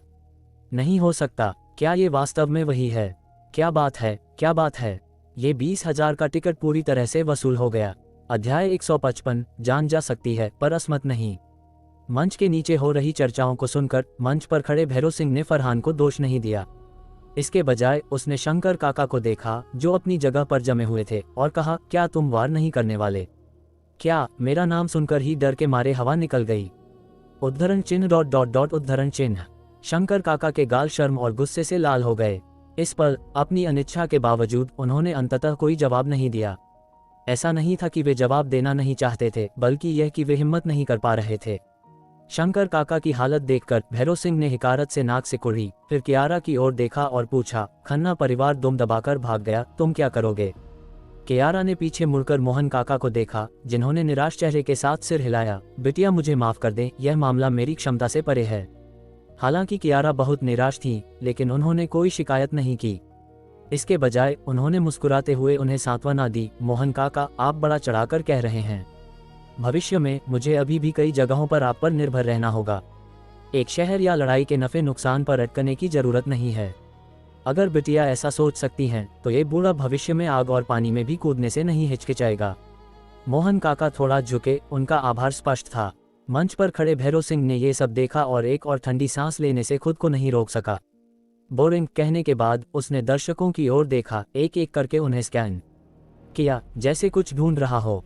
मंच के नीचे बैठे दर्शक उसे इस तरह देखकर सबने अपने सिर नीचे कर लिए या मुंह फेर लिया। उसकी नजरों से मिलने की हिम्मत नहीं कर रहे थे। ऊंचे मंच पर अलीशा ने देखा कि ठाणे और चंडीगढ़ के लोगों में अब लड़ने की इच्छा नहीं बची है और स्थिति स्पष्ट रूप से तय हो चुकी है, तो उसका चेहरा और भी अहंकारी हो गया।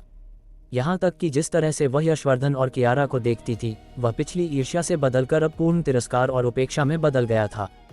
फरहान जंगली खुशी से भरा हुआ अलीशा की कमर में हाथ डालने से खुद को नहीं रोक सका और सीधे मंच पर चला गया। एक अहंकारी अभिव्यक्ति के साथ उसने यशवर्धन को देखा। यशवर्धन, अब से खन्ना परिवार के आधे शेयर फरहान कुरैशी के हैं। क्या तुझे कोई ऐतराज है? फरहान, अपनी औकात में रह। यशवर्धन ने अपनी कुर्सी के हत्थे पर हाथ मारा, खड़ा हुआ, फरहान की ओर उंगली उठाई और शाप दिया, भूल मत, जब तेरा कुरैशी परिवार मुसीबत में था तो किसने तुझे गटर से बाहर निकाला और सोलापुर पर दोबारा कब्जा करने में मदद की? वो तू था। यशवर्धन, तो क्या? फरहान ने अपने मोटे कंधे उचकाए। किसने कहा था तुझे उस वक्त नर्म दिल बनने को और मुझे खत्म न करने को जब मैं नीचे था? अब जब मैंने पासा पलट दिया है, मुझे तेरे खन्ना परिवार के आधे शेयर चाहिए। तू मेरा क्या उखाड़ लेगा? अगर तुझे पसंद नहीं है तो ऊपर आ, और अगर दम है तो मुझे मार। ज्यादा हवा में मत उड़। मास्टर भैरव हमेशा तुझे नहीं बचा सकते। यशवर्धन ने दांत भींचे, उसकी आंखों में न छिपने वाला गुस्सा भरा था। तूने दरअसल मुझे याद दिला दिया। फरहान ने अपना माथा थपथपाया, फिर एहसास हुआ, तू सही कह रहा है। मास्टर भैरव मुझे हमेशा नहीं बचा सकते, लेकिन अगर मुझे कुछ हुआ तो मुंबई में तेरी बेटी की सवारी हजारों लोग करेंगे, और मैं गारंटी देता हूँ उसके ऊपर नीचे के तीनों छेद भरे रहेंगे। कमीने, मैं तुझे जान से मार दूंगा। जैसे ही उसकी बेटी का जिक्र आया, यशवर्धन, जो अपने आधे शेयर खोने पर भी इतना उत्तेजित नहीं था, तुरंत अपने दांत दिखाने लगा। एक बड़े बॉस का सारा संयम खोते हुए उसने अपनी आस्तीनें ऊपर चढ़ाई और फरहान को मारने के लिए मंच पर दौड़ने ही वाला था, लेकिन शंकर काका ने उसे जबरदस्ती रोक लिया। यशवर्धन के उग्र और पागलपन भरे रूप को देखकर फरहान जोर से हंसा। उसे यशवर्धन का ये लाचार चेहरा देखना बहुत पसंद था, ये बेहद सुकून देने वाला था। हंसने के बाद फरहान ने उस जगह को देखा जहां वह अभी बैठा था। उस दिशा में हल्का सिर हिलाने के बाद कोई तुरंत वहां से बाहर निकला, एक दस्तावेज पकड़े हुए, और यशवर्धन के पास पहुंचा। ये शेयर ट्रांसफर एग्रीमेंट है, साइन कर और तू और तेरे पालतू कुत्ते जा सकते हैं। ये कहने के बाद फरहान ने यशवर्धन पर और ध्यान नहीं दिया। उसे भरोसा था कि भैरव सिंह की मौजूदगी में यशवर्धन कोई चाल चलने की हिम्मत नहीं करेगा। इसलिए वह मुड़ा और चंडीगढ़ के गगन वर्मा को हिकारत से देखते हुए बोला, गगन, क्या तुझे कोई ऐतराज है? हालांकि गगन का चेहरा गुस्से से भरा था, लेकिन वह मजबूर था। वह जो सबसे भयानक एक्सपर्ट लाया था वह पहले ही मास्टर वाघ द्वारा बेकार कर दिया गया था, और अब कोई और सहारा न होने के कारण वह केवल सिर हिला सकता था, भारी अपमान के साथ फरहान के प्रस्ताव को स्वीकार करते हुए। इस बार फरहान को निर्देश देने की जरूरत नहीं पड़ी, कोई तुरंत फरहान की सीट के पीछे से बाहर निकला और गगन की ओर चल दिया। फरहान खुद कुछ कदम आगे बढ़ा, फिर लालची नजरों से कियारा को घूरने लगा। एक पल के आकलन के बाद फरहान अपना सिर हिलाने और आह भरने से खुद को नहीं रोक सका। हरिहरेश्वर आने से पहले मैंने केवल रिया कपूर को लेने की योजना बनाई थी। मुझे इतनी सुखद आश्चर्य की उम्मीद नहीं थी। चूंकि तुम यहाँ हो तो जाओ मत। आज रात रिया और मेरे बगल में इस रंडी के साथ इस मालिक की अच्छी तरह सेवा करो। अगर तुम मुझे खुश करोगी तो मैं तुम्हारी जान बख्श दूंगा, वरना मैं तुम्हारी जिंदगी मौत से भी बदतर बना दूंगा। कियारा का शरीर यह सुनकर जोर से कांप उठा, लेकिन यह महसूस करते हुए कि मोहन काका भैरव सिंह का मुकाबला नहीं कर सकते, उसने दोबारा मदद नहीं मांगी। वैसे भी वह इस परीक्षा से बच नहीं सकती थी, तो दूसरों को बेकार में मरने के लिए फंसाने की क्या जरूरत थी। इस बीच मोहन काका का आभा मंडल उमड़ पड़ा और वह गुस्से में बिटिया के लिए न्याय मांगने के लिए आगे बढ़ने वाले थे, लेकिन कियारा ने उन्हें रोक दिया। मोहन काका, रहने दीजिए, बेकार के बलिदान की कोई जरूरत नहीं है। लेकिन बिटिया, मोहन काका ने उन्हें और समझाने की कोशिश की, लेकिन कियारा ने उन्हें बीच में ही रोक दिया। मैं बस इतना मांगती हूँ कि इससे पहले कि वह दरिंदा मुझे गंदा करे, मोहन काका मुझे एक हथेली मार दें। मैं, कियारा सिंघानिया, अपनी जान दे सकती हूँ, लेकिन अपनी पवित्रता नहीं। उद्धरण चिन्ह ... उद्धरण चिन्ह। मोहन काका ने अपने दांत भींचे, अपनी मुट्ठियां बांधी और काफी देर तक चुप रहे, स्पष्ट रूप से हद से ज्यादा गुस्से में थे। मंच पर फरहान ये देखकर कि कियारा ने खंडन नहीं किया, बहुत खुश हुआ। वह जल्दी से 50 मीटर दूर खड़ी रिया कपूर पर चिल्लाया, मिस रिया, क्या तुमने अभी इस मालिक की बातें साफ सुनी? अगर तुम नहीं मानी तो न केवल तुम अपनी जान से हाथ धो बैठोगी, बल्कि वो शख्स, तुम्हारा साधारण सा साथी, भी अपनी जान खो देगा, समझे? रिया ये सुनकर अपने होंठ को जोर से काटा। उसकी आंखों में चिंता और उम्मीद भरी थी, क्योंकि उसने प्रवेश द्वार की ओर देखा। उसका दिल बेसब्री से जल रहा था। अलीशा मंच के बीच में खड़ी थी, मंच के ऊपर और नीचे दोनों तरफ से कई नजरों को महसूस कर रही थी, लगभग स्वर्ग में चढ़ने का एहसास कर रही थी। उसने कभी नहीं सोचा था कि वह एक छोटी कंपनी की रिसेप्शनिस्ट से महाराष्ट्र की सबसे ताकतवर औरत बन सकती है। ये सोचते हुए कि उसकी भविष्य की सोशल मीडिया पोस्ट में विला और लग्जरी कारें होंगी और नौकर उसकी सेवा करेंगे जब वह व्यंजन खाएगी और डिजाइनर ब्रांड पहनेगी, उसका दिल तड़प उठा और वह अविश्वसनीय रूप से उत्साहित थी। हालांकि जो बात उसे थोड़ी परेशान कर रही थी वह ये थी कि फरहान, उस ठरकी ने उन दो औरतों को पसंद कर लिया था। क्या उनके खूबसूरत चेहरों को बिगाड़ने की उसकी भव्य योजना को अभी के लिए रोकना नहीं पड़ेगा? भले ही उसे भरोसा था कि उसके बिस्तर के कौशल उनसे कहीं बेहतर हैं, लेकिन वे उससे ज्यादा सुंदर थीं और उनका फिगर बेहतर था। ये गारंटी देना मुश्किल होगा कि मोटा फरहान उन्हें ज्यादा पसंद नहीं करेगा। अगर उन्हें वाकई सत्ता मिल गई तो क्या नंबर 1 के रूप में उसकी स्थिति सुरक्षित रह पाएगी? नहीं, भले ही मैं आज उनके चेहरे नहीं बिगाड़ सकती, मुझे बाद में ऐसा करने का तरीका खोजना होगा, वरना मैं बहुत बेचैन रहूंगी। जहां तक बाद का सवाल था वह निश्चित रूप से फरहान के बाद ही होगा। हालांकि एक काम था जो अभी किया जा सकता था। फरहान भाई, परसों रात मैं टहलने गई थी और उस आदमी ने अपनी ताकत के दम पर एक छोटे गुंडे से मुझे 2 थप्पड़ मरवाए। क्या मैं बदले के तौर पर उसे 2 थप्पड़ मार सकती हूँ? अलीशा ने यशवर्धन की ओर इशारा किया और ठंडे स्वर में कहा, ऐसी बात थी। फरहान उत्सुक लग रहा था, फिर उसने सिर हिलाया, बेशक तुम कर सकती हो। नंबर 1 की कुर्सी बदल गई है तो स्वाभाविक रूप से कुछ रस्म तो होनी चाहिए। चलो शुरुआत करते हैं तुम्हारे उसे थप्पड़ मारने से। शुक्रिया फरहान भाई, अलीशा ने कहा और यशवर्धन को थप्पड़ मारने जाने ही वाली थी। लेकिन इससे पहले कि वह कुछ कर पाती, यशवर्धन के पीछे खड़े शंकर काका अपने मालिक के अपमान को और बर्दाश्त नहीं कर सके। उन्होंने सीधे एक कदम आगे बढ़ाया, अलीशा को थप्पड़ मारकर जान से मारने का इरादा किया। बेशरम औरत, तू मेरे बॉस यशवर्धन को तंग करने की हिम्मत कैसे कर सकती है? अध्याय 156, मरने की इतनी जल्दी है? मैं तुम्हारी इच्छा पूरी करता हूँ। अलीशा का चेहरा यह मंजर देखकर पल भर में डर से सफ़ेद पड़ गया। जैसे ही शंकर काका की हथेली अलीशा के सिर पर पड़ने वाली थी, भैरव सिंह न जाने कब अलीशा के पास पहुंच गया और शंकर काका की हथेली को लापरवाही से पकड़ लिया। इस बीच मोहन काका, जो अपनी सांसें रोके हुए थे, शंकर काका को वार करते देख अब और नहीं हिचकिचाए। वे मंच पर दौड़े, भैरव सिंह की कनपटी और उसकी पसली के झांग में एक युपंच बिंदु पर एक साथ 2 मुक्कों से वार किया, एक ऊपर और एक नीचे। ये दोनों मानव शरीर के प्रमुख बिंदु थे। अगर चोट लगी तो चाहे भैरव सिंह कितना भी शक्तिशाली क्यों न हो, उसे आंतरिक चोटें जरूर आएंगी। हालांकि जब भैरव सिंह ने मोहन काका को हमला करते देखा तो उसने केवल एक तिरछी नजर डाली, फिर लात मारी। उसकी लात, जो बाद में चली थी, पहले लगी मोहन काका की छाती पर जा टकराई, उन्हें पीछे की ओर उड़ा दिया और उन्होंने हवा में ही ताजे खून की एक उल्टी की। शंकर काका की तरफ भैरव सिंह के मोहन काका से निपटने का फायदा उठाते हुए उन्होंने अलीशा के चेहरे पर सीधे एक मुक्का मारा। वे जानते थे कि यह मुक्का भैरव सिंह के लिए खतरा नहीं होगा, तो क्यों न मरने से पहले इस मनहूस कुतिया को ही मार डाला जाए। दुर्भाग्य से, चाहे उनकी मुट्ठी कितनी भी तेज थी, वह भैरव सिंह से तेज नहीं हो सकती थी। बाद वाले ने बस अपना बायां हाथ उठाया, जो शंकर काका की दाहिनी हथेली को जकड़े हुए था, और बिना किसी प्रयास के शंकर काका के शरीर को जमीन से ऊपर खींच लिया, उन्हें दर्शकों की ओर फेंक दिया। इससे पहले कि शंकर काका जमीन पर उतर पाते, भैरव सिंह पहले ही एक परछाई की तरह था। उसका दाहिना हाथ धीरे से एक हथेली के रूप में आगे बढ़ा, शंकर काका की छाती पर वार किया। उन्होंने जमीन पर गिरने से पहले ही तुरंत ताजे खून की उल्टी कर दी। दर्शकों ने शंकर काका के गिरने के बाद साफ देखा कि उनकी पीठ के कपड़े तार तार हो गए थे और उनकी नंगी पीठ पर एक अविश्वसनीय रूप से स्पष्ट हथेली का निशान उभरा हुआ था। यह आसपास के क्षेत्रों से पूरा 2 सेंटीमीटर ऊपर था।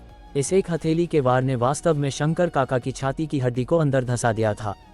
अपनी छाती में जलते हुए दर्द को महसूस करते हुए शंकर काका को अचानक हरिहरेश्वर आने से पहले यशवर्धन सर से कही गई बात याद आई कि फरहान जो लोग ला रहा है वे कुछ भी नहीं, बस कमजोर हैं।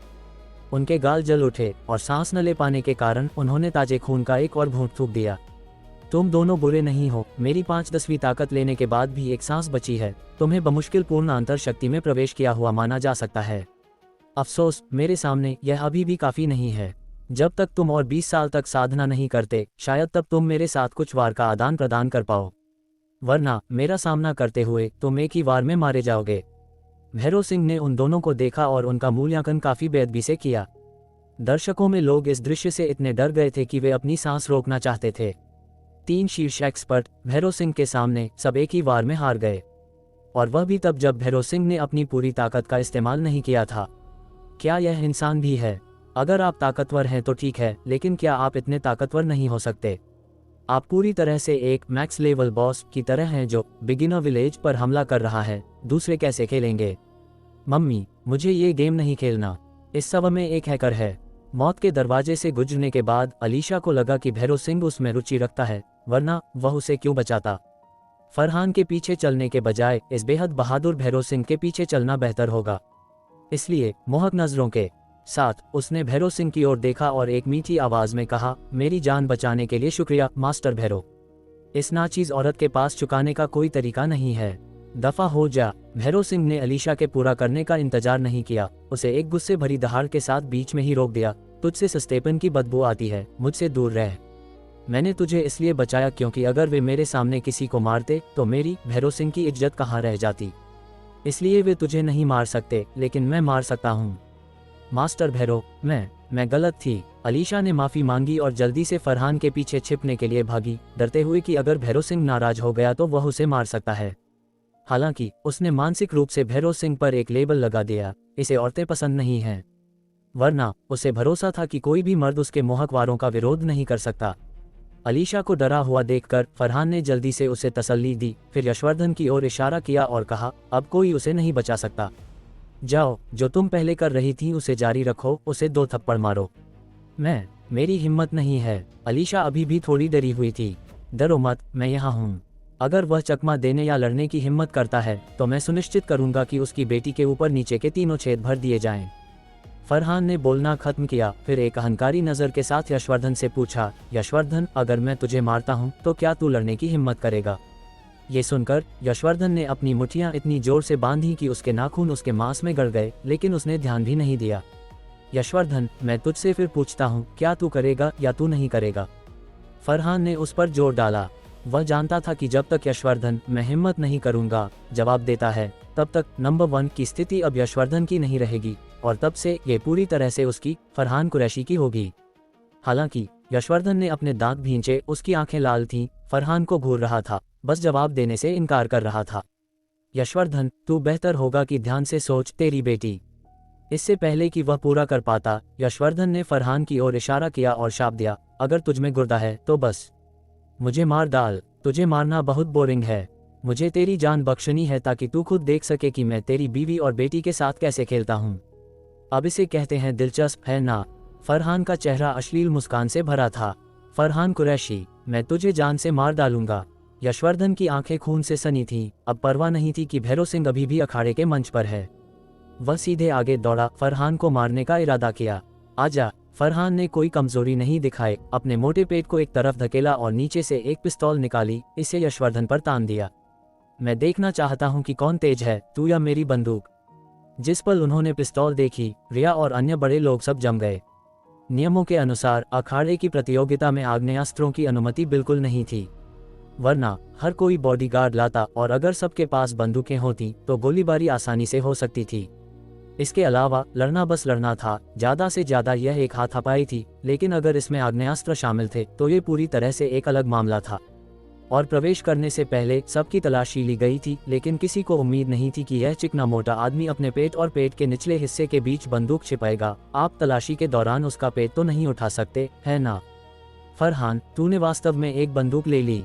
चंडीगढ़ के गगन वर्मा सबसे पहले जोर से चिल्लाए, उनकी आंखों में इतना गुस्सा भरा था कि ऐसा लग रहा था जैसे वे फरहान को जिंदा निगल जाना चाहते हों। बैंग! ये सुनकर फरहान ने बिना एक शब्द कहे गगन की दिशा में एक गोली चलाई, जिससे डरकर गगन जल्दी से अपने सिर पर हाथ रखकर नीचे दुबक गया।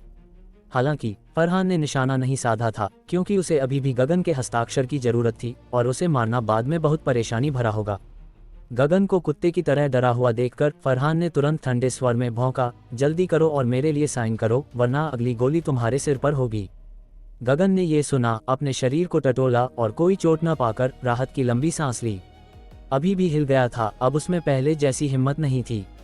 उसने पेन उठाया और शेयर ट्रांसफर एग्रीमेंट पर साइन कर दिए। यशवर्धन, क्या तू मुझे मारने नहीं वाला था?